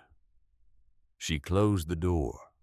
She stood with her back to it in the pale green light of the winter garden and listened to the sound of footsteps on gravel receding, and she pressed her hands flat against the wood of the door at her back and steadied herself. It had been a gamble. Everything was a gamble. But she had seen enough of Voss to understand the specific shape of his calculations, the way his mind weighed exposure against gain, and she was now an exposure of a kind he had not anticipated when he sold her this land. She did not know what he would do next. She knew what she would do. She would grow her garden, and she would document everything, and she would be present and in possession of her property on the day that anything further developed. Grady came 4 days later. He knocked twice his pattern, and came in and stood inside the door and looked at the tomato vines, which had reached 30 inches now, and said nothing for a full minute, which for Grady was not unusual. Then he said, Voss spoke to the county assessor. She did not look up from the planting bed. About what? About the question of whether a geothermal feature constitutes a mineral right, whether the heat from the earth is separately claimable under mining statute. She was quiet for a moment. Is it? The assessor told him the case law was unclear, and the cost of establishing a precedent would be significant. Grady paused. The assessor told this to Emmett Porter at the hardware store, who told his wife, who has a voice that carries. She allowed herself a small private acknowledgement of how thoroughly and reliably this particular community managed information without any formal mechanism for doing so. Then she returned to the matter at hand. She sat back on her heels and looked at the row of carrots which had grown to a height that she had not allowed herself to predict when she planted them, their feathery green tops moving slightly in the mild air that circulated from the spine. She had stopped being surprised by the growing. She still had not stopped being grateful for it. The assessor is right that the case law is unclear, she said. But Voss will not pursue it. The cost of pursuing it in court against a documented correspondence that establishes his prior knowledge of the geothermal feature and his choice to conceal that knowledge is greater than any potential return. Grady looked at her with the expression he sometimes used, the expression she had come to understand, as the one that meant he was revising his estimate of something. "You've thought about this," he said. "I've thought about nothing else," she said simply. "I've had a great deal of time." He nodded. He walked to the south wall and looked at the tin sheets she had installed to improve the thermal mass, running his hand along the seam between the tin and the stone in the way a craftsman checks another craftsman's work. Not to find fault, but to understand the method. "The town is struggling," he said. "How badly?" He was quiet for a moment. "The Marbury family lost their root cellar last week. The cold got below the frost line. Everything they stored." He paused. "The Jensen children have had the cough since the start of the month. Mrs. Holbrook had to close the bakery 2 days last week because the flour she had stored in the outbuilding froze solid. There's a conversation in the town council about rationing." She thought about this. She thought about the families she knew by name and the ones she knew only by sight. The daily patterns of a community that she had lived among without being fully part of. She thought about children with coughs and root cellars that had failed, and flour frozen solid in outbuildings. "What is Voss doing?" she said. "Managing," Grady said with a precision of tone that communicated his assessment of the managing without requiring additional words. "He is telling people the situation is within normal parameters. He is assuring the council that the communal storehouse will cover the deficit. He is presenting the face of a man with authority over the circumstances. And the communal storehouse." Grady looked at her steadily. "I was asked to repair a section of the east wall 3 months ago. I looked at it and told him the whole north section needed reinforcing, that the foundation stones had moved and the weight distribution was wrong. He told me to do the east wall." He paused. "I did the east wall." She held his gaze. "If the north section fails," she said. "Under significant snow load," he said, "the north section will fail." She turned back to the planting bed. She smoothed a section of dark soil with her hand, feeling its moisture, its temperature, the particular living quality that soil has when it is doing its work correctly. She thought about what was in the ground beneath her hands, the carrot roots developing in the dark, the tomato plant's root system spreading through the rich, deep earth, the winter greens putting out new leaves in their steady, patient, biological certainty. She thought about the other numbers, the 6 positions marked on Aldous' map, the 6 other geothermal features he had identified in the valley, each one a potential site for a structure like this one. She had not shown anyone the full map. She had not shown anyone the complete scope of what Aldous had left her. She had been waiting. She was not certain what she was waiting for. The weather, she said. What are they saying? The old-timers, Grady said, the ones who've been here since before the mine closed, they're saying they don't remember a winter that started this way. This cold, this early. They're saying what comes next will be significant. Significant, she said. The oldest man in town, Grady said. And he was not a man given to significant pauses, but he paused now. Used the word biblical. She sat with that word in the green quiet of the winter garden for a moment. December deepened. She knew this from the calendar and from the quality of the light that came through the glass ceiling each day, marginally shorter than the last. The angle of the winter sun, so low that it barely cleared the ridge to the south. The illumination inside the garden, a thin and precious commodity that she directed to the growing beds with a set of small reflective surfaces fashioned from salvaged tin, positioned and repositioned. As the sun's angle changed, coaxing every photon to the places where it would do the most good, the plants grew regardless. The tomatoes grew fastest, the vines climbing their trellis in a reaching, determined arc that seemed to express something about the nature of growing things when they find the conditions. They need a quality of acceleration of energy released from potential into actual. She trained them carefully, pinching the suckers, directing the growth along the strings, building the framework of what would become a productive plant, rather than an enthusiastic sprawl. She wrote everything down. The temperature each morning and evening measured with the small thermometer from Aldous' field kit, the height of each plant variety, the moisture reading of the soil in each bed, the quality of the light on clear days versus overcast, and the difference she observed in plant response.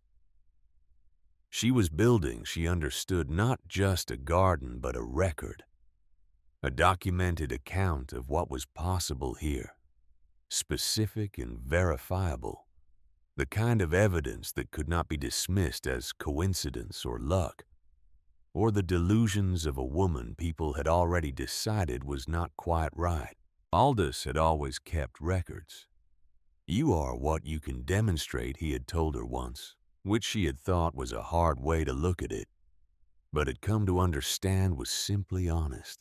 She was also building something she did not have a precise word for, a shelter that was more than physical, a proof of something that she had needed to prove to herself before it could matter to anyone else.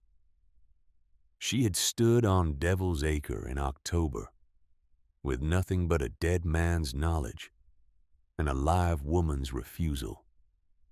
And she had built this warm and growing and quietly miraculous thing from that combination. And now the calendar said December, and outside the temperature was below anything the thermometer on the exterior wall could politely represent. And inside there were tomatoes. She permitted herself to know that she had done something, not to celebrate it, not to inflate it, just to know it quietly and with precision the way Aldous would have known it. And then she went back to work. The middle weeks of December brought a change in the weather that the old-timers of Coldwater Creek recognized before the instruments confirmed it. The barometer in the hardware store, which Emmett Porter had watched with professional interest for 30 years, began to drop on the 14th of December and did not stop. The clouds that built over the northern peaks on the 16th were the color and texture of a bruise, and they moved with the slow, heavy deliberateness of something that has already decided what it is going to do and is simply taking its time arriving. The town knew. There is a specific knowledge that mountain communities develop over generations. Not intellectual knowledge, but bodily knowledge. The kind that lives in the joints and the gut, that tells you, before any instrument does, when the weather has shifted from ordinary to something else entirely. The people of Coldwater Creek had this knowledge. They had been shaped by these mountains for long enough that the mountains' moods were part of their own nervous system. They began to prepare. The preparation had a quality of urgency that was different from the usual pre-storm activity, a quality of people moving faster than they normally do, because something in them is recommending speed. Families stacked additional wood against their houses. Windows were covered with additional layers. Animals were brought in from outlying pastures. Voss called a council meeting and gave a speech about preparedness that contained, Grady reported later, with his particular economy of opinion, a great deal of reassurance about the communal stores. On the 17th of December, Grady came with 2 knocks and a quantity of news compressed into very few words, which was his way. He came in and stood inside the door and looked at the winter garden in the state it had reached by mid-December, which was a state that was harder to look at casually than it had been before. The growing beds were full. The winter greens had been harvested twice and had regenerated, coming back each time thicker and more vigorous than before. The carrot tops made a forest of feathery green across the east bed, and when she pulled a carrot from the soil, it came out the weight and color of something that had no business existing in a Montana December. The tomato vines had reached the ceiling, and she had trained them sideways along the rafters, and 3 clusters of small green tomatoes had set and were developing with a slowness that felt almost deliberate, as though they understood the significance of being tomatoes in December and were choosing to mark the occasion with appropriate gravity. The smell inside the winter garden was the smell of growth, humid and rich and alive, the smell of soil doing its ancient work. It was a smell that was so foreign to the season and the location that the first time Grady had encountered it, he had stood just inside the door for a long moment, without speaking, simply processing the sensory information that his body knew how to interpret, even when his mind found it improbable. He stood just inside the door now and looked at it. All the greens, the carrots, the tomatoes in his face did the thing it very occasionally did, which was to release briefly some of the control that he maintained over it with such consistency. The release lasted perhaps 2 seconds. Then it was over. He walked to the overturned crate and sat down. "The storm," he said, "coming tomorrow or the next day. What the old men are saying is that this is the worst built one they have seen in 40 years, meaning the way it is constructed up north, the layers, the pressure system. Not built for speed, built for duration." She was on her knees in the west bed, checking the root structure of a lettuce plant that had developed a slight yellowing at the leaf edges, which she suspected was a calcium deficiency, addressable with a small quantity of the wood ash she kept in a bucket by the cook stove. She did not look up immediately. "How long?" she said. "They don't know. Nothing this size moves on a predictable schedule." He paused. "Could be days." She worked the ash gently into the soil around the lettuce's base. She thought about her stores. She had enough food to last 3 weeks without harvesting the beds. She had enough fuel for the cook stove for 2. She had water stored in the 5 ceramic jugs she had accumulated through careful effort. She thought about the communal storehouse's north wall. The town, she said. Grady was quiet for a moment. Is not prepared for days, he said. She sat back on her heels and looked at the growing beds. The quantity of food that was in them. The green abundance of a thing that she had built for herself. And that was now she understood in a fully completed way. She had perhaps been approaching for some time. Not only for herself. She had known this was coming. She had known it in the way you know things that you are not quite ready to look at directly in the peripheral vision of the mind present, but unexamined. The winter garden had always been more than survival. It had always been the shape of a different relationship between this community and the season that defined it. But she had not let herself think ahead to the particular form that difference might take, or the specific weight of responsibility it would carry. She stood up and crossed to the small shelf where she kept Aldous' field notebooks, and she took down the one she wanted, the last of the geological survey notebooks, the one that contained at the back behind the pages of field observations and soil analyses the maps. She opened it to the page she had studied more times than any other page in any book she had ever read. Aldous' hand. The fine, precise line work of a geologist's cartography. The valley of Coldwater Creek rendered in topographic notation. The elevation lines and drainage features and geological formations marked with the particular care of a man who believes that the earth rewards careful attention with its secrets. And the marks. The 6 marks, each with a small notation depth of fissure, estimated temperature differential surface features, optimal structure orientation. 6 sites, 6 places in this valley where the earth was breathing its warmth upward, where someone with the knowledge and the will could build what she had built, and grow what she had grown, and change the calculation of what winter meant in this place. She had been waiting, she understood now, for the winter to make the argument that she could not make herself.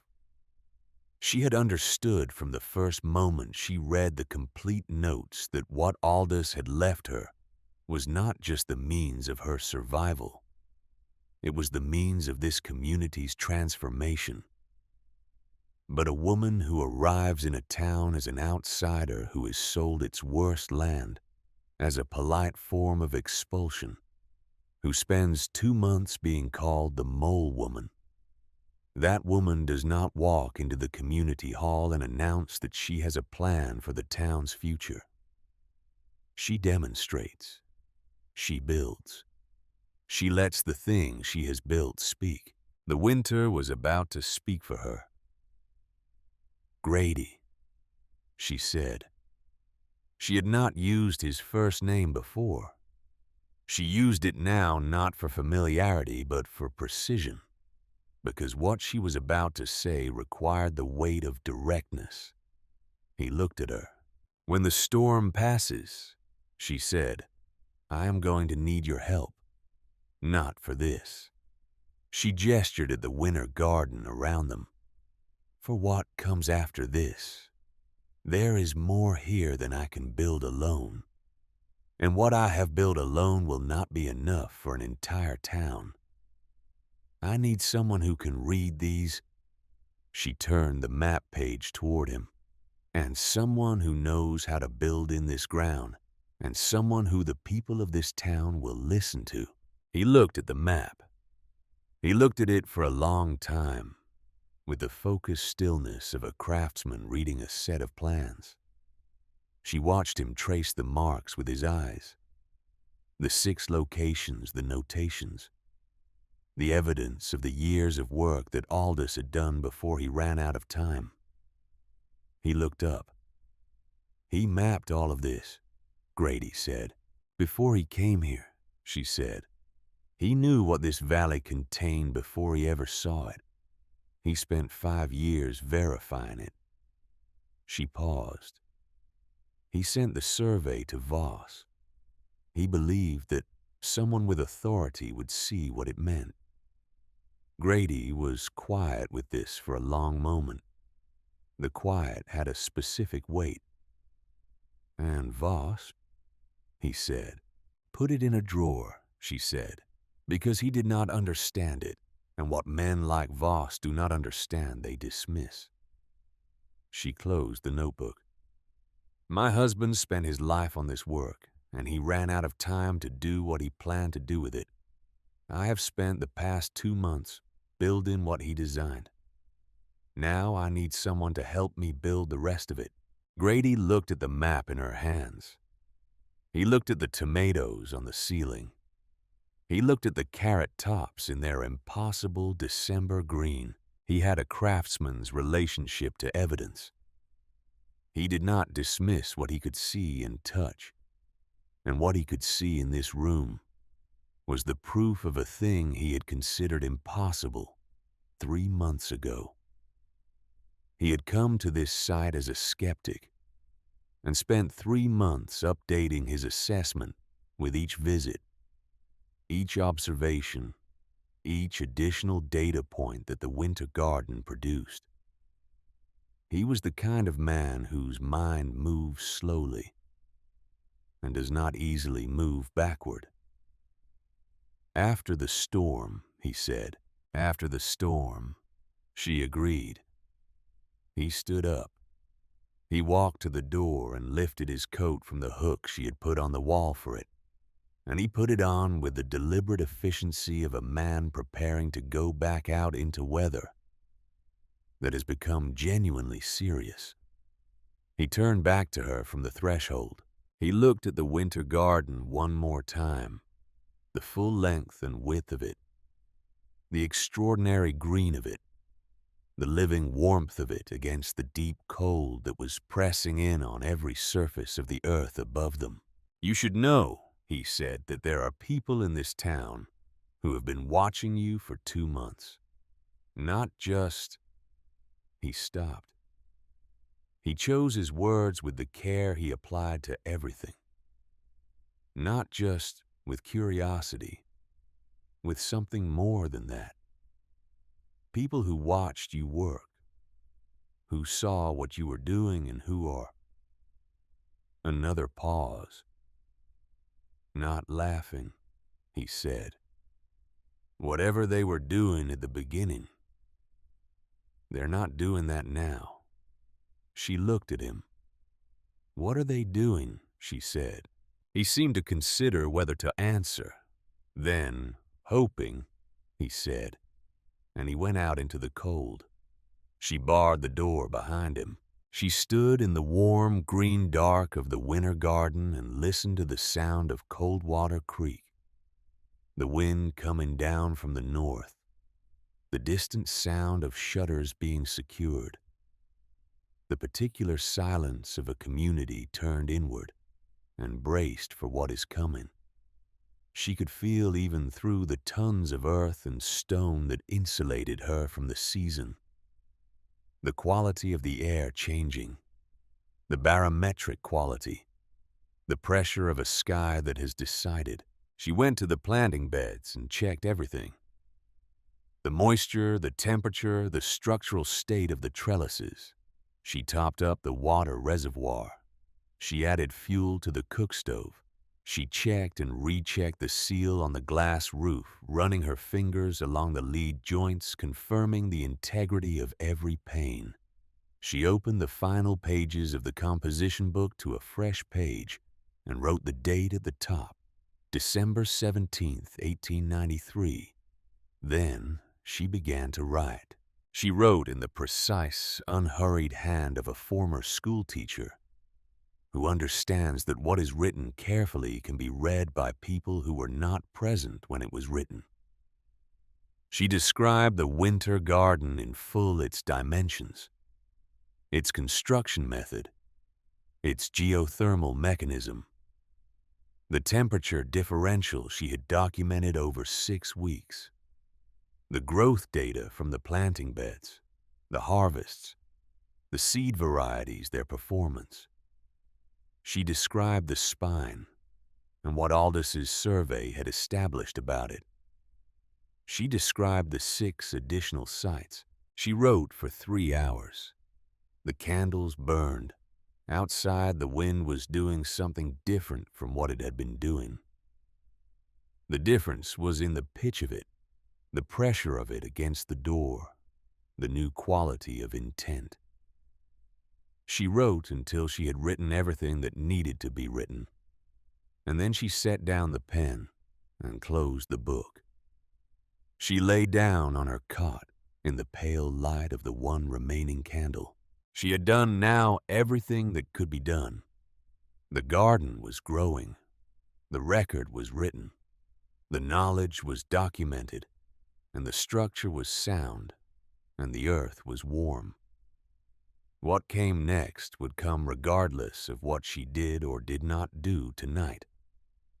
The storm would arrive when it arrived. The town would face what it faced. She thought about Aldous, about the particular cast of mind that could look at a gray and wind-scoured valley in Montana and see not what it was, but what it could be.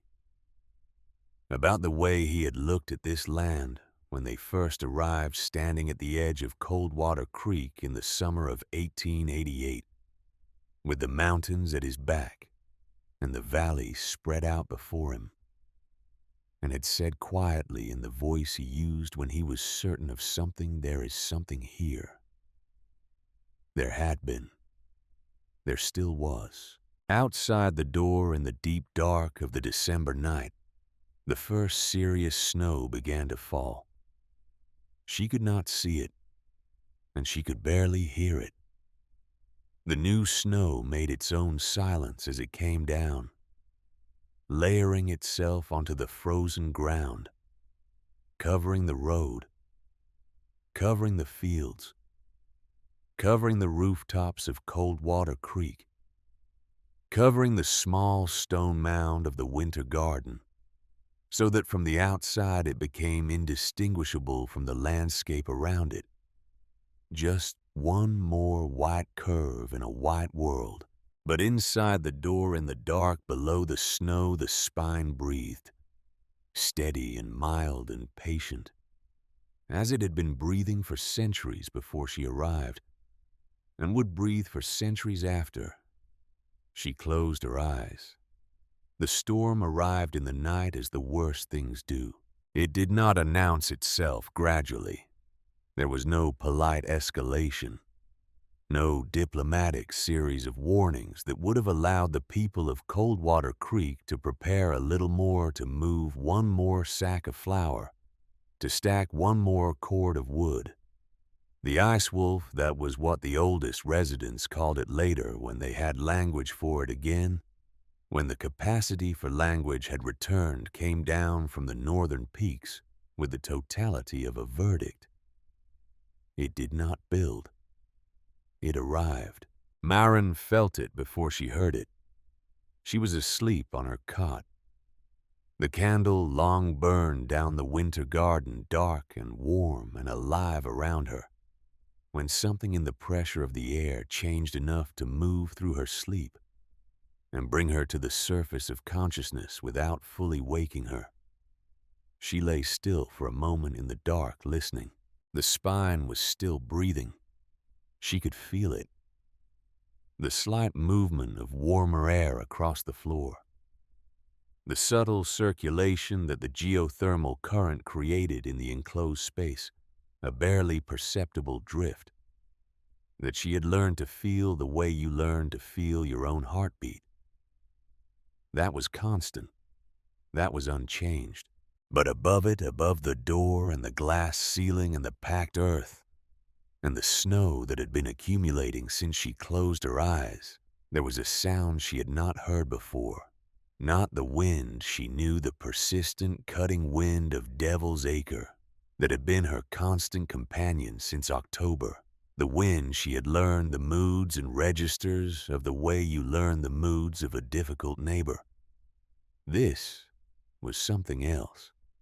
This was the wind doing something categorical, something that communicated even through tons of earth and stone, and the insulation of the winter garden's construction, that it had stepped outside the normal boundaries of wind behavior. She sat up. She lit the candle stub she kept on the floor beside the cot and looked at the thermometer Aldous had given her, the small glass instrument she had moved inside and mounted on the south wall to track interior temperature. It read what it had read every morning for 6 weeks, 41 degrees. Steady as a promise. She looked at the ceiling. The glass panes above her were invisible in the dark, but she could see the faint blue-white quality of the snow that had accumulated on them.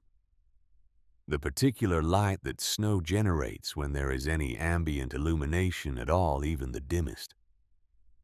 The snow was thick, thicker than any previous morning, and it was moving. She could see that, not falling, but driven, the mass of it shifting in pulses as the wind pressed against the banked earth and found the glass surface and pushed.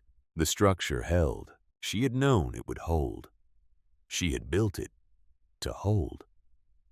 But knowing and experiencing are different things. And in the hours before dawn of the 18th of December, 1893, with the ice wolf doing its work above her and the winter garden doing its work below, she sat on the edge of her cot in the candlelight and was grateful in a way that went deeper than thought for every stone she had set and every joint she had made, and every morning she had gotten up and gone back to the work when every reasonable assessment of her situation suggested she should stop. She got up.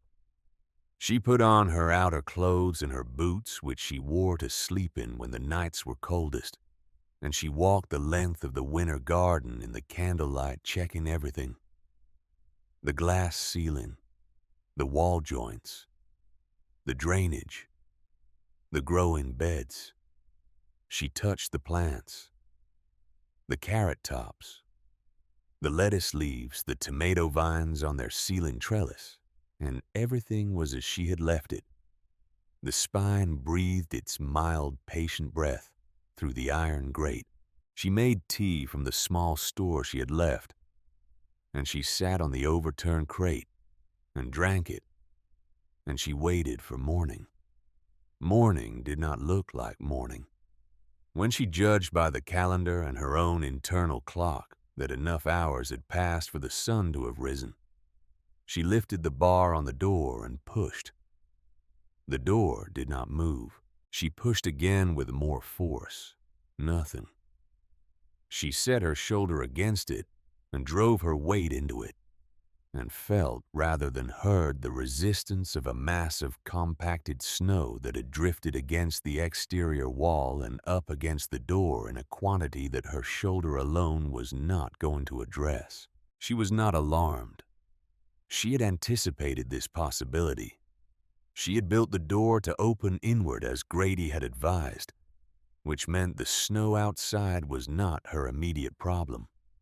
It held fast against the exterior face of the door, but the door itself could still swing freely into the interior space. The snow outside was a barrier, not a seal. She had air. She had warmth. She had food and water and light. What she did not have was visibility. She took the small ice chisel she kept by the door, another thing anticipated, another thing prepared for, and she used it to clear the snow from the bottom edge of the nearest glass pane, enough to create a narrow window of visibility.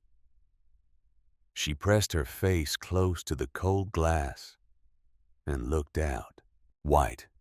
Complete, total, annihilating white. The world above her was not a world that contained individual things anymore. Not trees or roads or buildings or the outlines of the mountains. It was white resolved into white snow in the air, and snow on the ground, and the boundary between them impossible to locate. The wind she could not see, but could read in the way the surface snow moved, not drifting, not blowing, but driving horizontal and constant, with a force that had weight behind it. She stepped back from the glass. She thought about Coldwater Creek, about the houses on the main road, and the communal storehouse, and the root cellars that had already been struggling before this began. She thought about what Grady had said. The north wall of the storehouse, the weight distribution wrong, the foundation stones moved. She thought about the Marbury family's failed root cellar, and the Jensen children's cough, and the flour frozen solid in Mrs. Holbrook's outbuilding. She thought about Voss's communal storehouse, the one he had told the council would cover the deficit, and she thought about snow load and structural failure, and the specific mathematics of a wall that has been compromised, and then asked to bear more than it was built to hold. She went to the planting beds, and she harvested everything that was ready. She worked with the methodical efficiency of someone who has a clear purpose and a limited time frame, moving through the beds with her knife and her basket, cutting the mature lettuce heads at their base, pulling the largest carrots from the rich, dark soil, harvesting the winter greens that had grown back from their second cutting, with an energy that still moved her. The biological certainty of living things doing what they are designed to do. The tomatoes were not ripe. They were green and hard, weeks from ripe. But she left them. They would keep. They would be there when this was over. She filled 3 baskets. She stacked them by the door. She sat down on the overturned crate and looked at them, at the impossible color of them, at the green and orange and deep red purple of fresh food in December. And she thought about what they represented and what they might mean to people who were cold and frightened and running out of options. Then she picked up the composition book and wrote in it. She wrote for an hour. When she was done, she had recorded everything she had not yet written: the final temperature logs, the harvest weights, the growth rates of the final 3 weeks. She recorded the structural state of the winter garden after its first serious test. She recorded the performance of the spine through the worst weather the valley had produced in 40 years. She dated the final entry December 18th, 1893. Storm Day 1. She set down the pen. She did not know how many days the storm would last. She knew she had enough of everything. She knew the winter garden would hold. What she did not know, could not know from inside her buried room with its feet of snow and its inward opening door, was what was happening to the 340 people of Coldwater Creek in the world above her. So she waited. She tended her garden. She read. She kept her records. The storm lasted 7 days. She knew this from the calendar. She marked each day with a cross, as she always did, and on the morning of December 24th, she pressed her face to the cleared section of glass and saw for the first time in a week that the air above her contained something other than driven snow. The sky was still the color of iron, but the snow had slowed to the occasional drift, and the wind had dropped from its sustained ferocity to something merely serious. The drifts on the glass were thick. She estimated 3 feet, perhaps more, but the structure beneath them was unchanged. She cleared the bottom of the door with the ice chisel and began the work of digging herself out. It took 2 hours. The snow was compacted and heavy, the kind that comes from a sustained storm, followed by the compression of its own weight. And she moved it in sections, building a rough tunnel from the door outward until she broke through to open air and stood in the pale December light. With the cold hitting her face for the first time in a week, she stood in the trench she had dug and looked at Coldwater Creek. Or rather, she looked at the place where Coldwater Creek had been. The valley below was unrecognizable. The storm had not simply covered the landscape, it had replaced it. The ordinary topography was gone, smoothed into a continuous white surface that bore no relationship to the one she knew. The roads were invisible. The fences were buried. The buildings were shapes under snow. Some of them the right shapes, more or less suggesting the structures beneath, and some of them wrong shapes. Collapsed shapes that communicated by their wrongness that something beneath them had failed. She could see the communal storehouse from Devil's Acre. She could see it because she knew where it was, because she had looked at it hundreds of times from the road below, and because her eye found the shape of it even through the snow and the distance and the 7 days of transformation that the storm had enacted on the landscape. The north section was down. She could see it clearly even from this distance, the way the roof line broke and dipped at the north end, the way the snow had filled the collapsed section and settled into the contours of whatever had given way beneath it. The east wall was still standing. The main structure might still be partially intact. But the north section, the section with the wrong weight distribution and the moved foundation stones, was down. She thought about what had been in that north section. She went back inside, put on every layer. She had loaded the 3 harvest baskets into the canvas carry bag she had made for this purpose, picked up the composition book and the geological notebook with Aldous' maps, and went out into the December morning. The walk to town was the hardest physical thing she had done since the first weeks of digging. The snow was above her waist, in some places chest deep in the drifts, and she moved through it with the slow, exhausting locomotion of someone who has no alternative to forward progress. The cold after a week of the winter garden's steady, mild temperature was a shock, not unwelcome exactly, but absolute. She felt it on every exposed surface of her face, and in the air she breathed, which was cold enough to make each breath a small, deliberate act. She thought about nothing except the next step. This was something she had learned in the first weeks of digging in conditions of sufficient difficulty. Thought narrows to the immediate, and the immediate is enough. The next step, then the next. She reached the edge of town in 40 minutes. The first person she saw was a child, a boy of about 8, standing in the clear doorway of a house on the east road, wrapped in wool to the point of shapelessness, watching her approach from the direction of Devil's Acre. With the particular open-faced attention that children give to unexpected things, he stared at her. She nodded to him. He disappeared into the house. By the time she reached the main road, there were adults. They came out of doors and around corners, and from the direction of the communal storehouse where a group of men was working in the wreckage of the collapsed north section.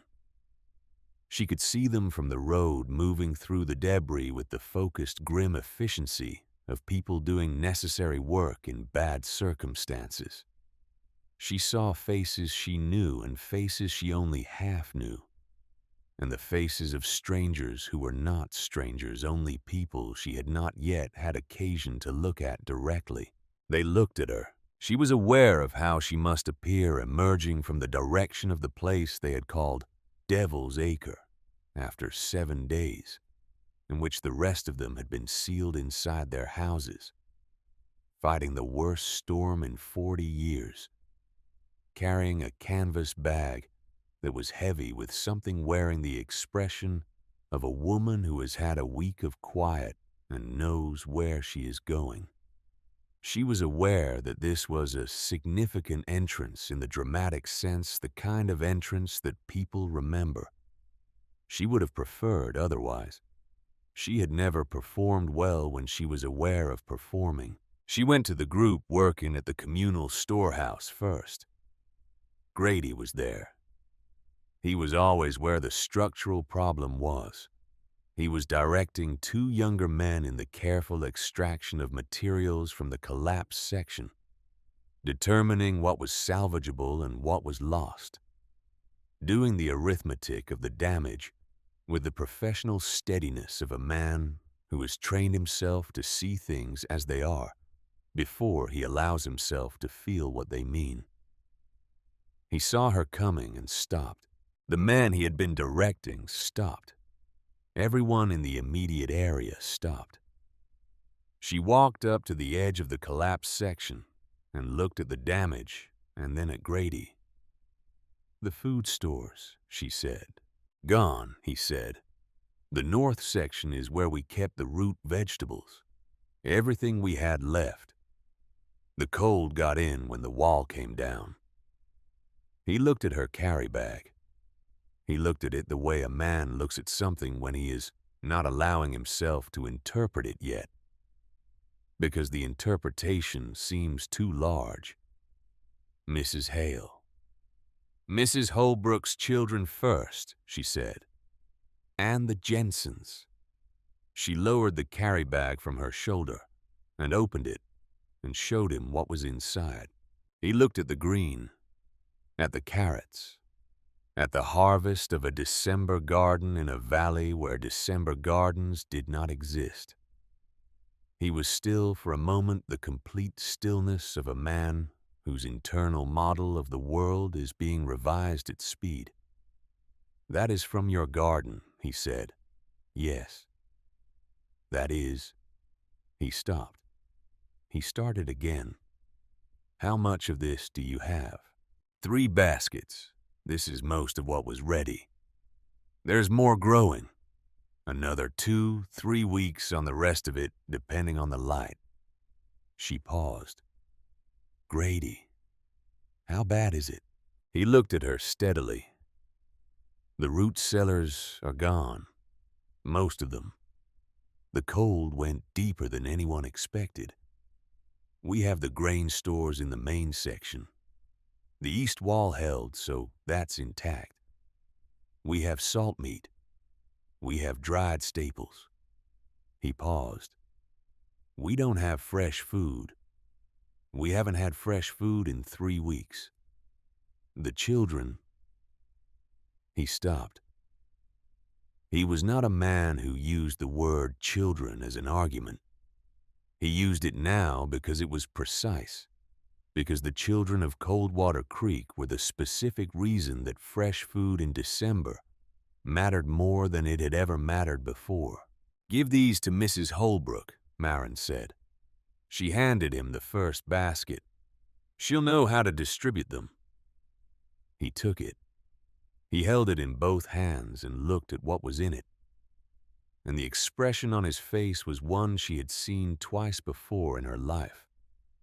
Once on a man in Boston who had received news he had stopped believing would ever arrive, and once on Aldous in the last clear days of his fever, when she told him she would be all right. It was the expression of relief in a person who has been holding a very great weight for a very long time. "Come with me," he said. They walked. She had not walked through the center of Coldwater Creek since October. The town she moved through now was the same town, and not the same town. The same stone buildings, the same grid of roads that she knew, the same faces in windows and doorways. But the quality of it had changed the texture of a community that has been under sustained pressure and is not broken, but has been marked by the experience in ways it will carry forward. She saw it in faces. She saw it in the way people moved, the slight deliberateness of people conserving energy. She saw it in the eyes. She saw something else in the eyes. She saw what Grady had tried to tell her the evening before the storm, in the most words he had used on any single subject since she had known him.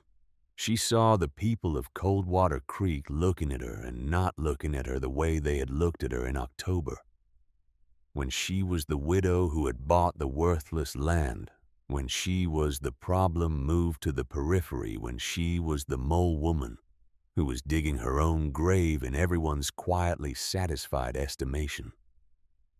They were looking at her differently now. She did not fully understand what she was seeing until a woman she knew, only by sight, a tall woman with a direct manner who lived in the White House on the 3rd Road, came out of her door and said, without preamble or explanation, "I watched you every morning for 6 weeks, from my window, before light, every morning." Marin stopped. "I watched you," the woman said again. Her voice was even. "I didn't believe what you were doing would work. I want you to know. I told my husband you were—" She stopped. "I want you to know I was wrong. And I wanted to say that directly." Marin looked at her for a moment.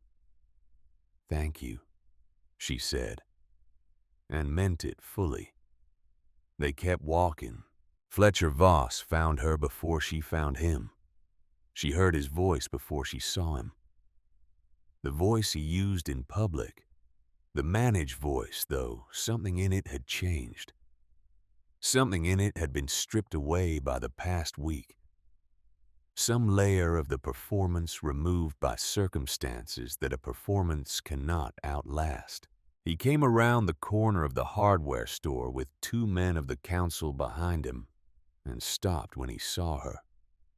He was thinner than she remembered.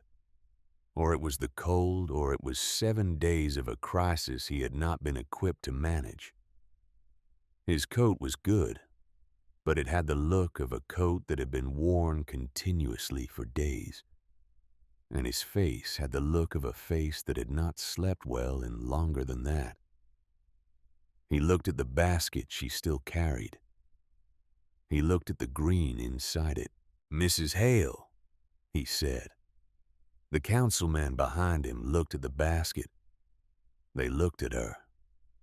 She could see them doing the arithmetic the same way Grady had done it, the same revision, the same recalibration. "Mayor Voss," she said. He was quiet for a moment. She waited. "How?" he said. And then he stopped. He was asking the question he had asked before, the same question, but the register of it was completely different. The first time he had asked it as a challenge, as a man demanding an accounting from someone he considered beneath accounting to. He was not asking it that way now. He was asking it as a man who has been in a burning building and has found a door he did not know existed, and wants to understand where the door came from. "Come and see," she said. She did not mean immediately. She did not mean in the next hour.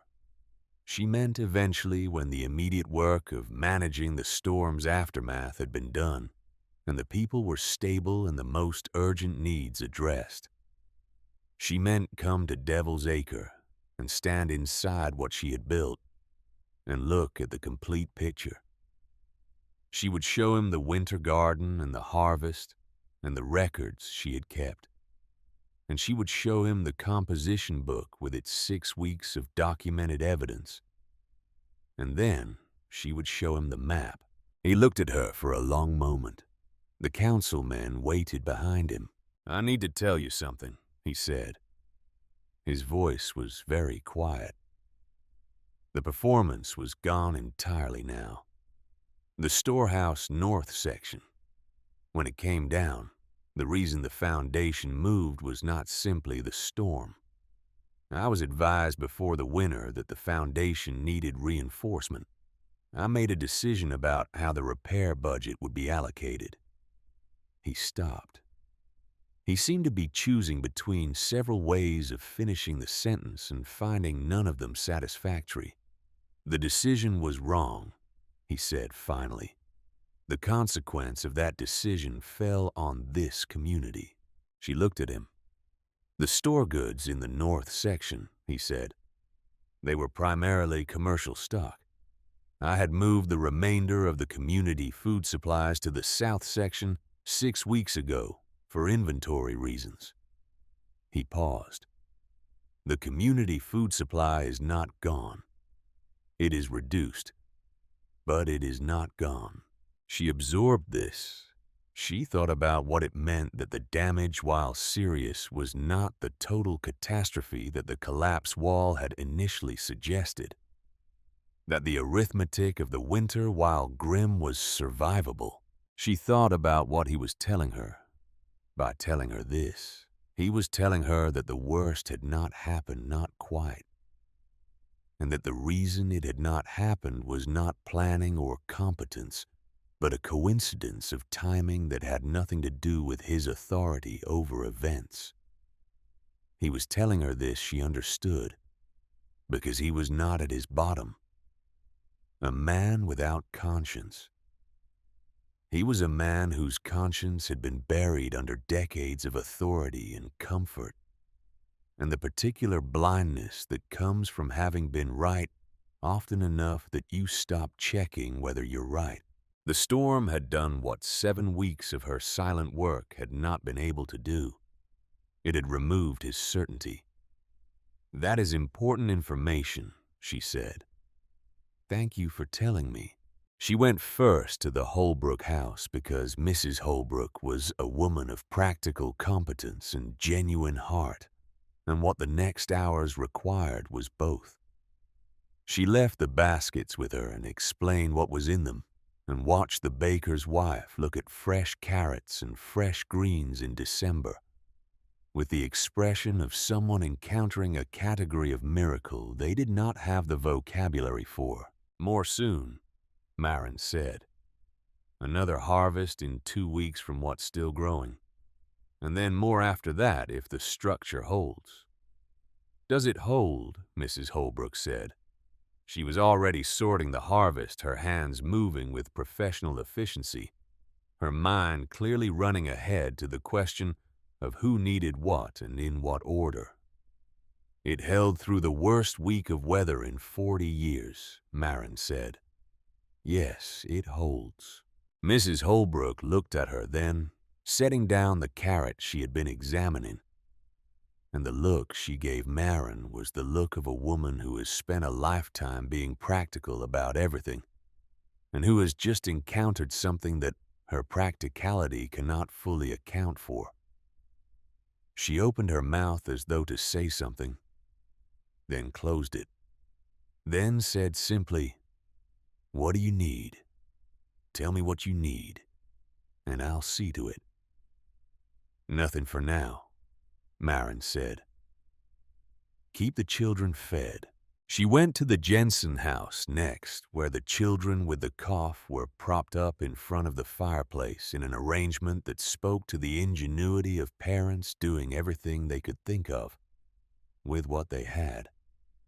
She left carrots and greens and a small quantity of the dried herbs she had grown on the inside south wall of the garden, which she had been using herself, and which had properties that the medical books described as beneficial for respiratory complaints.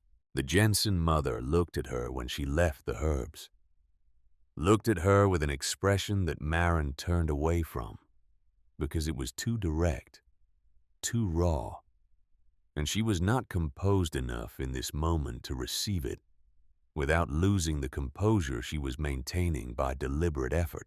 She visited 3 other houses that afternoon, distributing the remaining harvest in portions calibrated to need.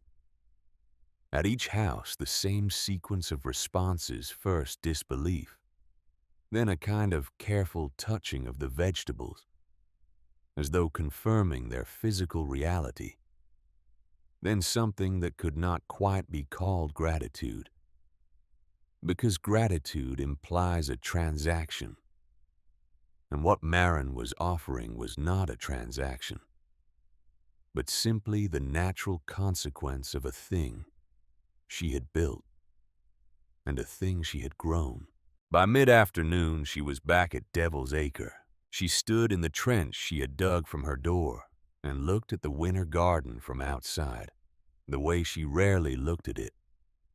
The full exterior view, the shape of what she had built against the white landscape. It looked as it had always looked from the outside, like almost nothing. A low mound, a slight irregularity in the terrain. The glass surface of the ceiling was invisible under 3 feet of snow. The heavy door was a dark rectangle in an earthen bank as unremarkable as a storm cellar.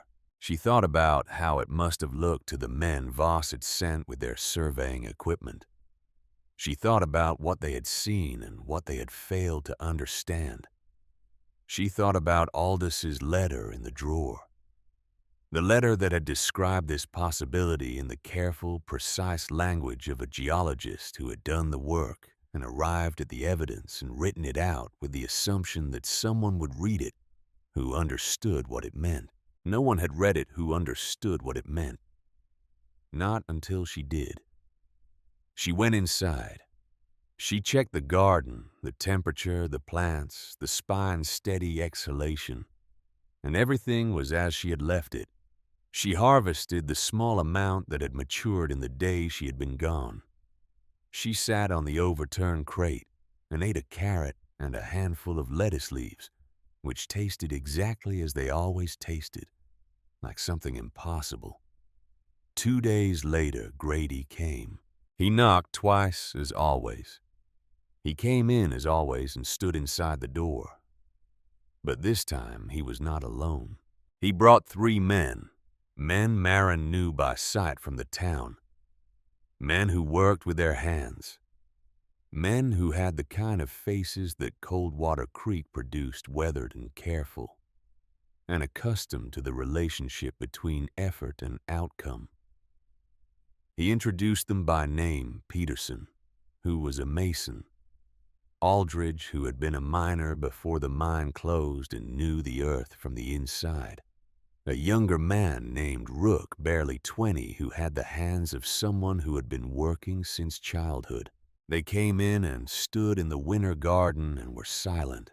Peterson walked the full perimeter of the room very slowly, running his hand along the fitted stone walls, bending to examine the foundation course, looking up at the timber frame of the roof with the focused attention of a man reading a text in his own language.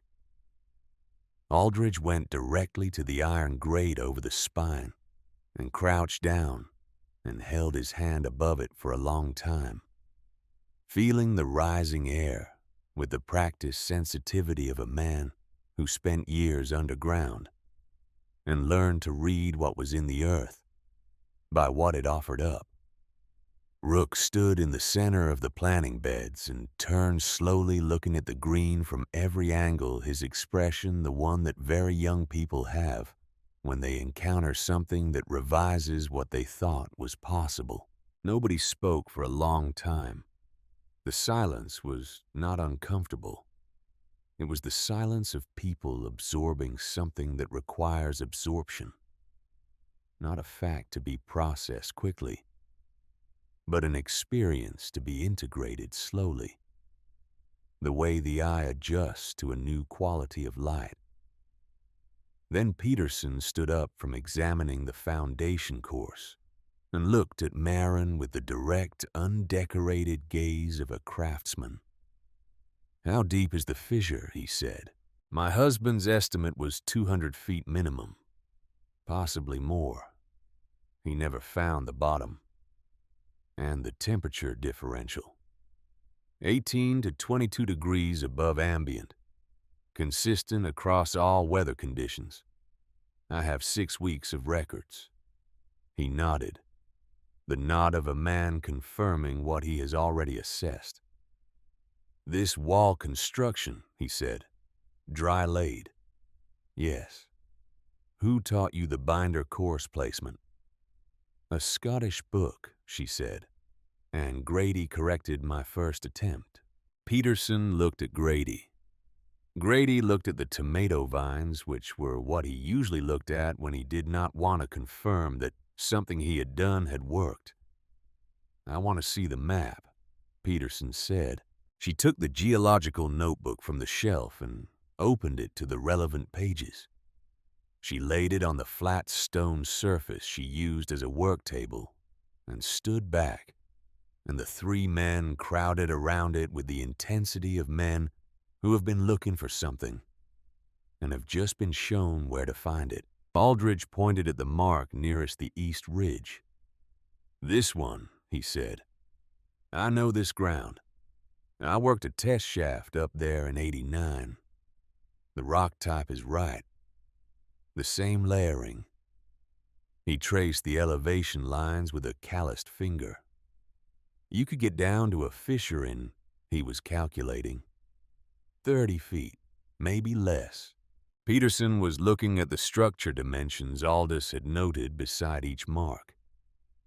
He has the orientation right, he said quietly, more to himself than to anyone else. If you're going to collect maximum winter light, you need the glass face south by southeast.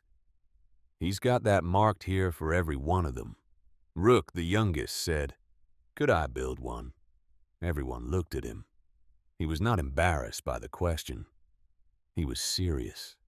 You could learn to, Marin said. She told them that evening Grady and the 3 men gathered on the overturned crates and the flat rock surface and the floor of the winter garden with the green of it surrounding them, and the spine breathing its patient breath through the grate.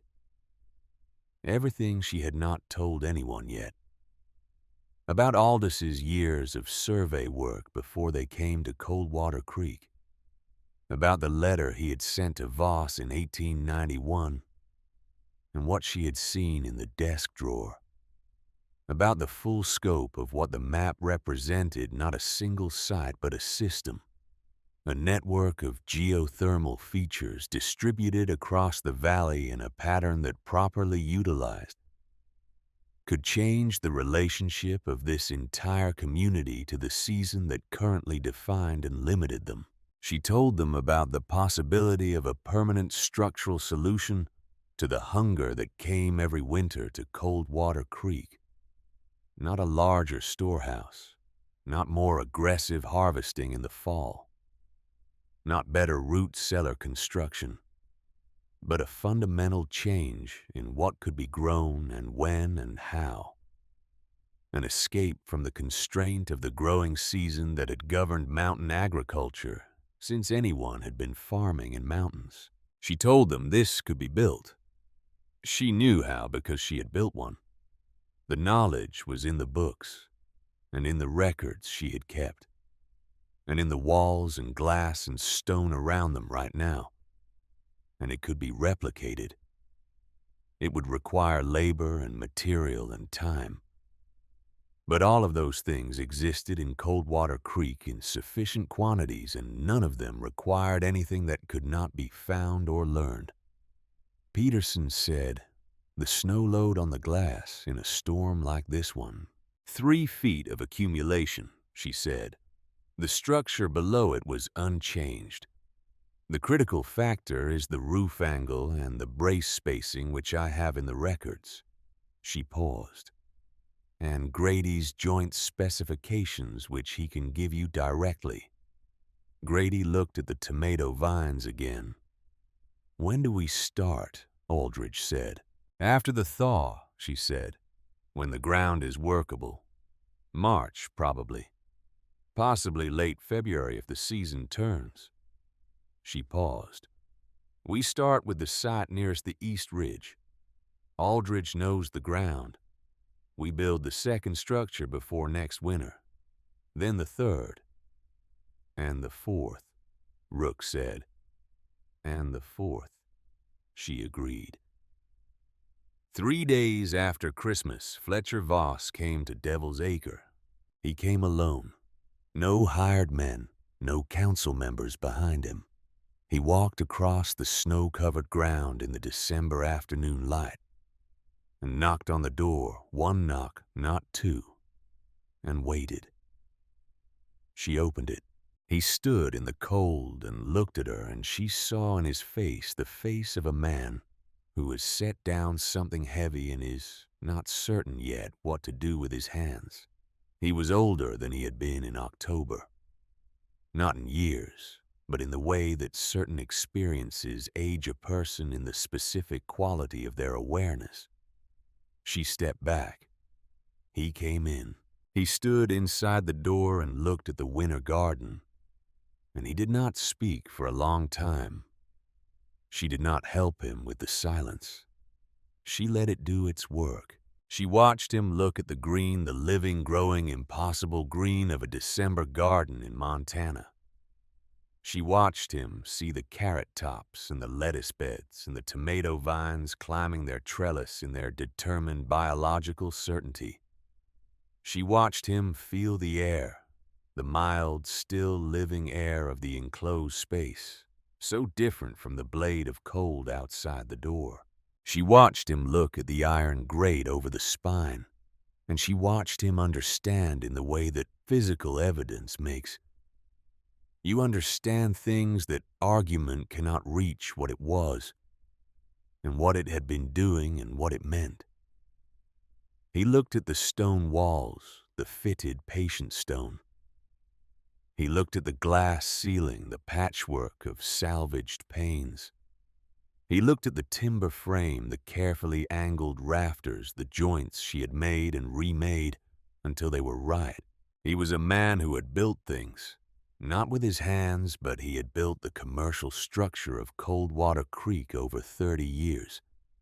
And he knew something about construction, about what effort and what knowledge a built thing contains. And he was reading what this one contained. Then he looked at her. "I had a letter," he said, "in 91, from your husband." "I know," she said. "I read it," he said.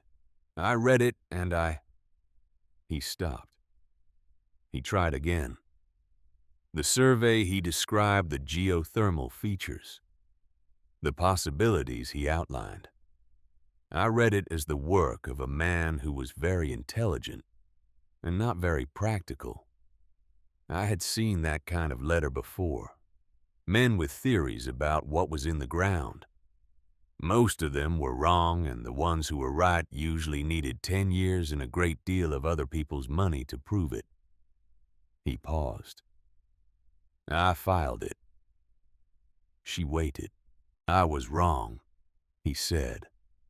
The words were direct and unqualified, and clearly cost him something. I was wrong about the letter, and I was wrong about this land, and I was wrong about you. He looked at the growing beds. I want to know what I can do for the town, given what you have here, what you know. She looked at him for a long moment. She thought about what it would feel like to hold this against him. She examined that feeling with honesty, the way Aldous had taught her to examine things she did not fully understand with attention, and without judgment following it to see where it led. She found that it led nowhere useful. It led to a version of herself standing in this garden with her arms crossed, and that was not who she was, and not who she intended to be. "Come back in 2 days," she said. "Bring Peterson and Aldridge. Bring whoever on the council has genuine authority over land use and building permissions. Bring someone who can take minutes of a meeting." She paused. leave the hired surveyor at home. Something that was almost a smile crossed his face. It reached his eyes briefly. "Yes," he said. "All right." He turned to go. At the door, he stopped. "The stone walls," he said. "How long did they take?" 3 weeks, she said, "once I had the proper tools." He nodded. He looked at the walls one more time. "My father was a stonemason," he said, "in Pennsylvania, before we came west." He was quiet for a moment. "I think he would have—" He stopped. "Good afternoon, Mrs. Hale." He went out into the cold. She closed the door and stood in the quiet of the winter garden and held that moment, the specific, unexpected tenderness of it. The glimpse of a man beneath the mayor, a man shaped by a stonemason. Father who had come west and built something in a hard country and passed to his son. The belief that built things matter. She held it, and then she set it down and went back to the garden. There was always more work. The meeting happened 3 days later in the winter garden itself, because there was nowhere more suitable and because Marin understood with the instinct that Aldous would have called evidence-based intuition that the room itself was the argument. 7 people sat on crates and flat stones in the floor and looked at the growing beds while they talked. And the growing beds did more for the conversation than anything anyone said. She showed them the full map. She showed them the composition book and the records. She showed them the cross-section sketch in Aldous' geological notebook. Margin, the original design made by a man who did not live to build it, that she had built in his absence with blistered hands, and a specimen spade and the specific stubbornness of a woman who had nothing left to lose. Peterson talked about the East Ridge site. Aldridge talked about the soil conditions at 3 of the other marked locations. Grady said almost nothing, which was his way of indicating he had already decided and was waiting for everyone else to catch up. Voss sat and listened. He asked 3 questions, all of them practical, all of them the right questions. He did not perform authority. He did not manage the room. He listened, and the listening was the most useful thing he did. At the end, when everything had been said that needed saying and the calendar had been discussed, and the sequence of building established East Ridge site, first before next winter. The 3 following sites the winter after that, there was a quiet in the room that felt like consensus. The particular quiet of people who have arrived from different starting points at the same place. Rook, the youngest man in the room, looked around at the winter garden and said, "What do we call it when we've built the others?" Nobody had a ready answer. Marin looked at the iron grate over the spine. She looked at the stone walls her hands had made. She thought about Aldous' voice in the last clear days of his fever, speaking to her about the warmth beneath the surface of the world, the deep and patient and seasonal indifferent heat of the earth itself. "He called it a winter garden," she said. "In his notes. That's what I call it." She paused. "That's what it is." Winter passed. February turned to March, and March turned the ground from iron to clay, and then to something workable. And Peterson and Aldridge and Rook and 7 other men went to the East Ridge site with tools that Grady had made and instructions that Marin had written out in the precise hand of a former school teacher who understands that clear instruction is itself a form of generosity. And they began to dig. She was there every day. Not to manage, she was not a manager, and had no interest in becoming one. but to answer questions and correct errors and confirm when the work produced uncertainty what the right answer was. She walked the site the way Aldous had taught her to walk all sites attentively, without rushing, looking at the whole and then the parts and then the relationship between them. She showed Peterson the binder course technique, walking him through it stone by stone, explaining not just the what, but the why. The physics of load distribution. The way a diagonal binder ties two walls into a single structural unit. The way the whole becomes stronger than the sum of its parts, when each element is placed with understanding of its function. Peterson was a quick study. He had been laying stone his whole working life, and what Marin was teaching him was not a new skill, but a new application of skills he already possessed. She showed Aldridge how to read the temperature differential at the new fissure, how to hold his hand above it at different points along its length to find where the upward current was strongest. She showed him how to record the readings consistently so that the data would be comparable across different weather conditions. He was a man who had spent years in mines reading the earth by what it produced, and the geothermal currents spoke to something in his professional instinct that he recognized without needing it explained. She showed Rook how to fit glass into a lead frame, the precise amount of pressure required, the way to feel when the fit was right. He had the patience for it which surprised her young men often don't, and the hands for it which didn't surprise her at all. His hands knew what they were doing. She taught them. This was the thing she had not anticipated, or perhaps had anticipated, but not yet understood, that the schoolteacher had not left when the widow arrived, that the capacity to transmit knowledge, to find the clear path between what she knew and what someone else needed to know, was still fully present in her, and had been waiting for students. They were good students. They were practical people in a practical place, and what she was teaching them was not theory, but method, observable, repeatable, physically demonstrable. They learned quickly. They asked good questions, and occasionally, increasingly as the weeks of construction advanced, they suggested improvements. Peterson proposed a modification to the foundation drainage that was genuinely superior to what Marin had done in the original structure. Aldridge identified a feature of the East Ridge fissure that allowed for a different, more efficient grate placement. Rook, who had grown up helping his father build barns, devised a timber joint for the roof frame that was faster to assemble and just as strong. She incorporated every improvement without hesitation. It was not her garden.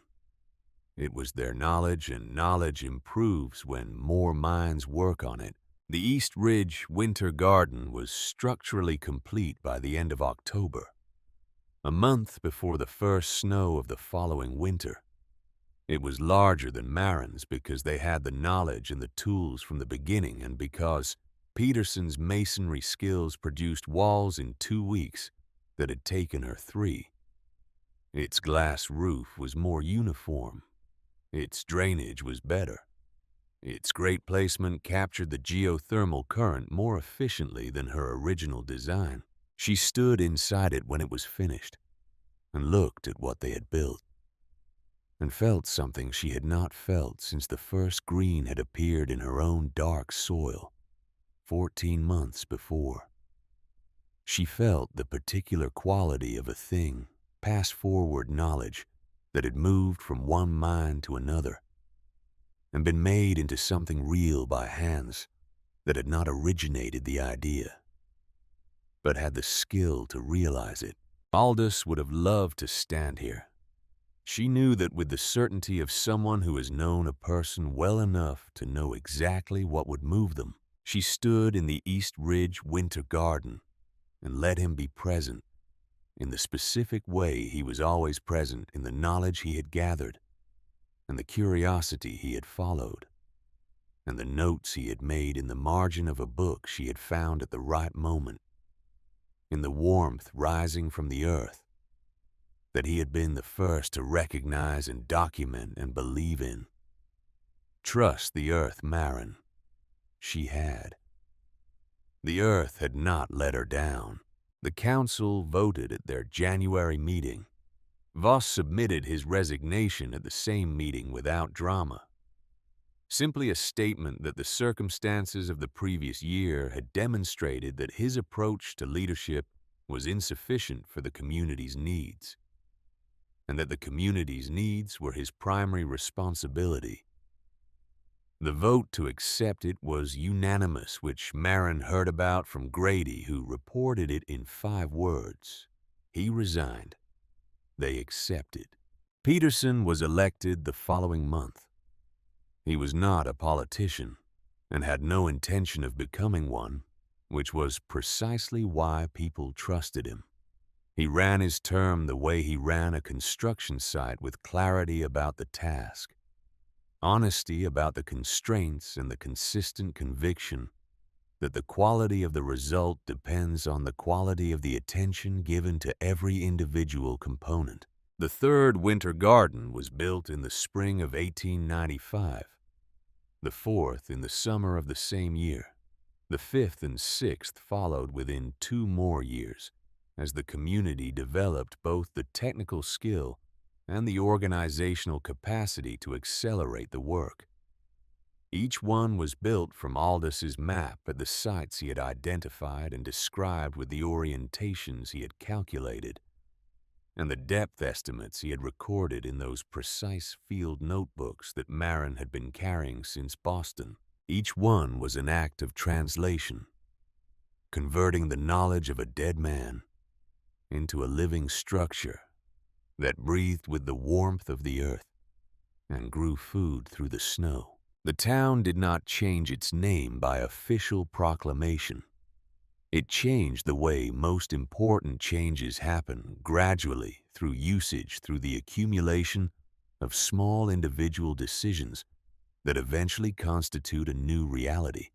People started calling it Verdant Creek sometime in the spring of 1895, which was the spring of the 3rd winter garden's completion, when the valley had 3 green, growing, geothermally warmed spaces producing food through the snow. And the idea of a town that could not feed itself through winter had begun to seem to the people who lived there like a story from another era. Maren stayed on Devil's Acre. There were offers. There were people who wanted her in town, in a proper house, in a position of official. Something official recognition. Official standing, the kind of formal acknowledgement that communities give to people who have done the thing the community could not do for itself. She declined all of them with the same quiet directness she had used on Voss's first offer to buy her land, which was to say she declined them clearly and without apology, and then went back to work. Her work now was different. She still tended the original winter garden, which remained the most productive per square foot of any of the 6 that eventually stood in Verdant Creek, because she knew its soil and its light and its rhythms the way you know, a thing you have given everything to. But she also wrote. She wrote a systematic account of the construction and operation of a geothermal winter garden, drawing on her records and her experience and the documentation of the subsequent 5 builds, and she submitted it to a geological journal in Boston, whose editor wrote back in terms that combined professional interest with the specific kind of condescension that men of that era directed at women who presumed to contribute to scientific literature. She wrote back in the same register in which she had always communicated difficult truths directly, without performance, with the evidence clearly laid out and the conclusions following from the evidence in a way that was not interested in the editor's comfort level. The article was published the following year. She wrote two more. The third one referenced Aldous' original survey work and gave him full credit for the theoretical foundation, which was what she had always intended. The letters began arriving sometime after the first article was published. Letters from people in other mountain communities who had read about the winter garden and wanted to know if what she had done could be done where they were.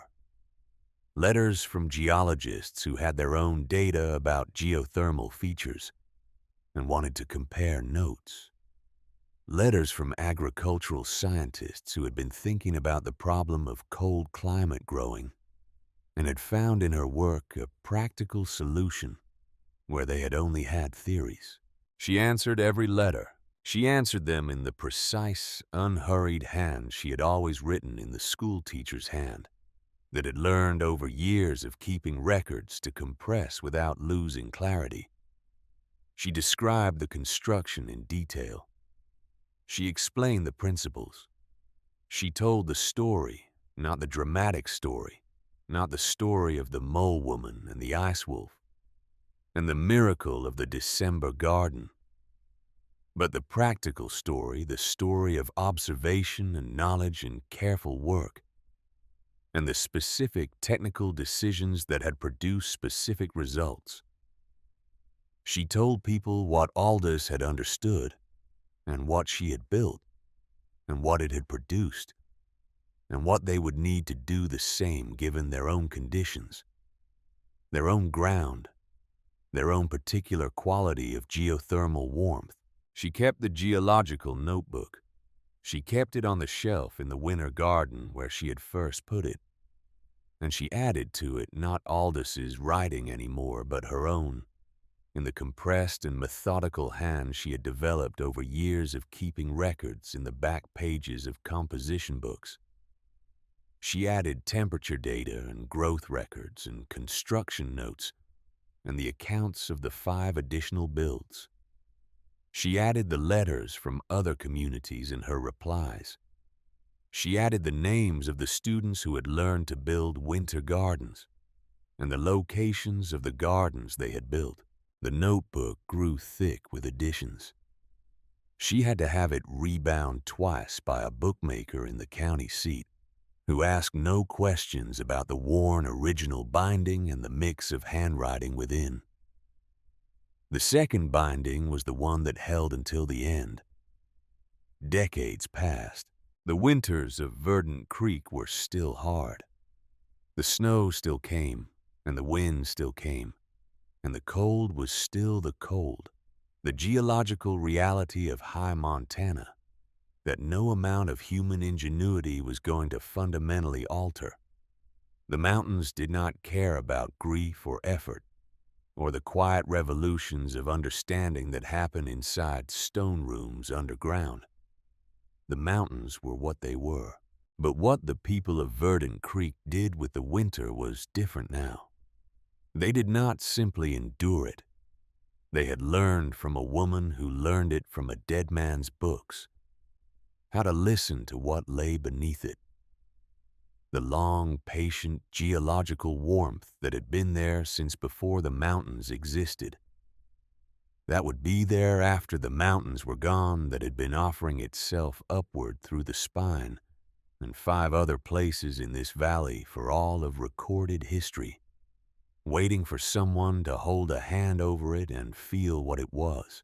The children of Verdant Creek grew up understanding things that children in other mountain communities did not understand, that the earth has its own temperature independent of the skies, that a fissure in the rock is not a hazard but a resource, that the relationship between a community and its land is not fixed at the moment of settlement but can be renegotiated by anyone willing to do the work of observation and the work of building.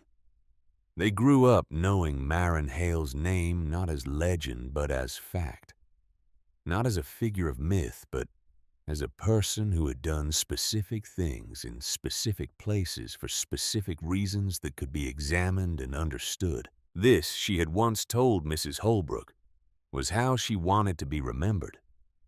Not as someone who had performed a miracle, because she had not performed a miracle.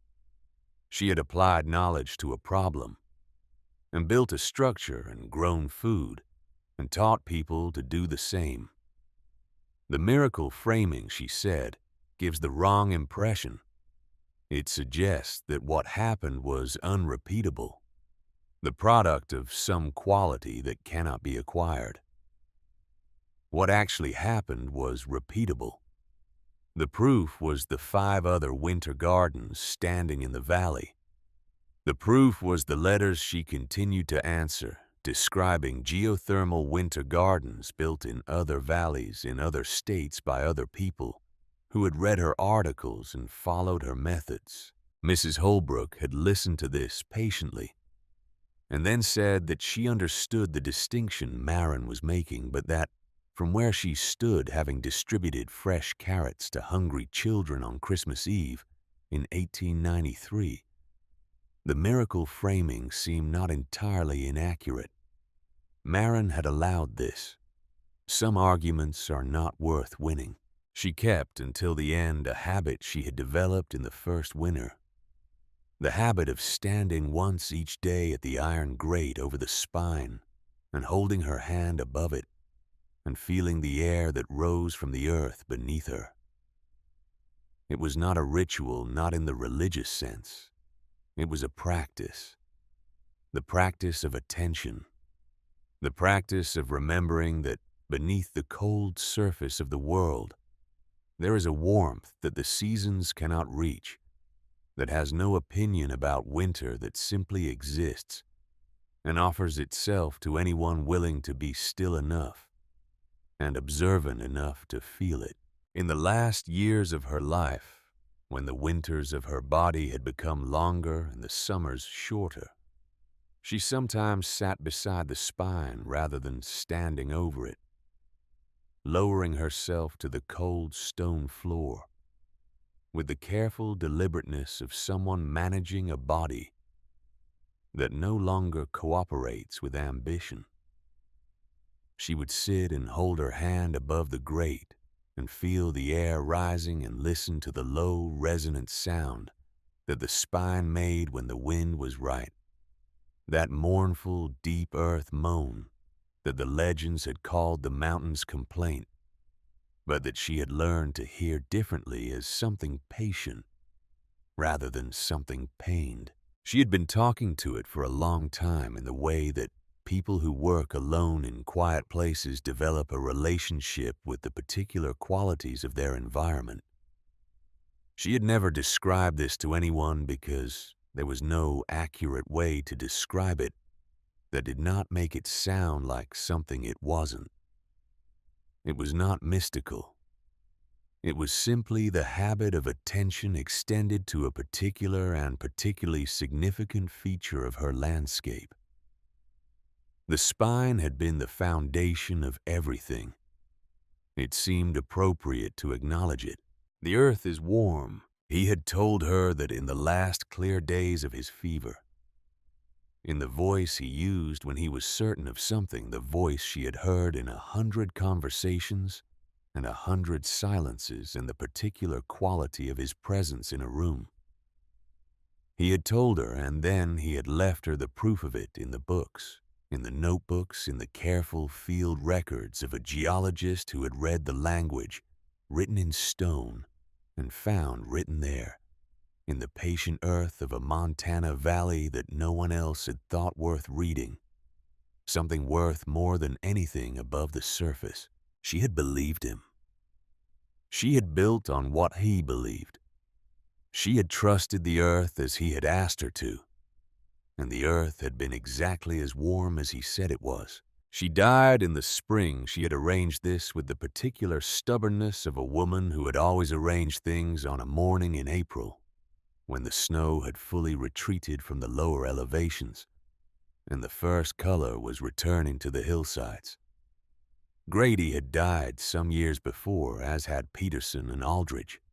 Rook was still alive, an old man now himself, who came when he heard the news, and stood for a long time at the door of the original winter garden, without going in, as if paying a debt that could not be settled by any particular gesture. She was buried in the Coldwater Creek Cemetery on the hillside that faces east beside Aldous in the morning light. The decision about the grave's location had been made years before. She had mentioned it once to nobody in particular, in the way that people mention things they have quietly settled and consider no longer open for discussion. The people of Verdant Creek heard it and remembered it and honored it, because that was the kind of community Verdant Creek had become. One that listened to the things that mattered even when they were said quietly. The morning light reached them both. The east slope, the same slope where Aldous had faced the dawn for 30 years, now held them together in the good, patient earth of the mountain, with the stone above them, carved with their names and the dates of their lives, and the single phrase that Marin had written in a letter once explaining something, and that had been copied out by someone who recognized it as the thing that needed to be said. He read the earth. She built what he found.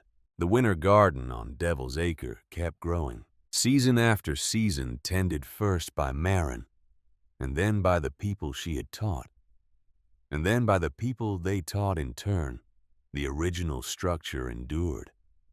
It was repaired and improved and expanded in small ways over the decades, but its essential character remained unchanged.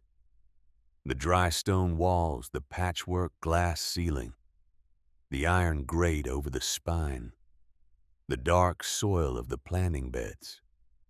It was never the most productive of the 6 winter gardens in Verdant Creek.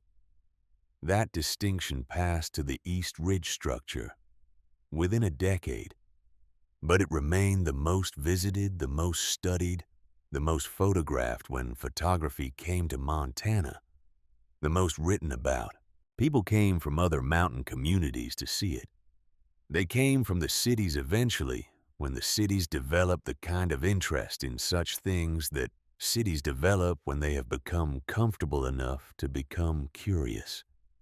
They came and they stood inside the door and they looked at the green and they felt the mild, still air, and they heard the low, resonant breathing of the spine through its iron grate. And whatever they had expected to find, whatever they had prepared themselves to see, they were always surprised by the simplicity of it. Not primitive simplicity, not crudeness. The simplicity of a thing made by someone who understood exactly what was needed and provided exactly that without excess and without shortfall. The simplicity of a well-fitted stone. The simplicity of the right angle on a roof rafter. The simplicity of a seed placed in the right soil at the right depth, with the knowledge that the warmth needed for its germination was already there, had always been there, would always be there. The simplicity of trust. Marin Hale had trusted the earth, and the earth had answered. That was the whole of the story, and it was also the whole of the lesson, and it was also the whole of the legacy. Not the winter gardens themselves, not the journal articles, not the changed name of the town, not the agricultural transformation of a Montana valley. All of those were consequences. The thing itself, the root of it, the germinating seed of everything that followed, was a woman crouching at the edge of a fissure, in October wind, holding her raw hand over the opening, feeling the warmth that rose from the depth of the earth, and choosing to believe what her hand was telling her. The mountains still don't care.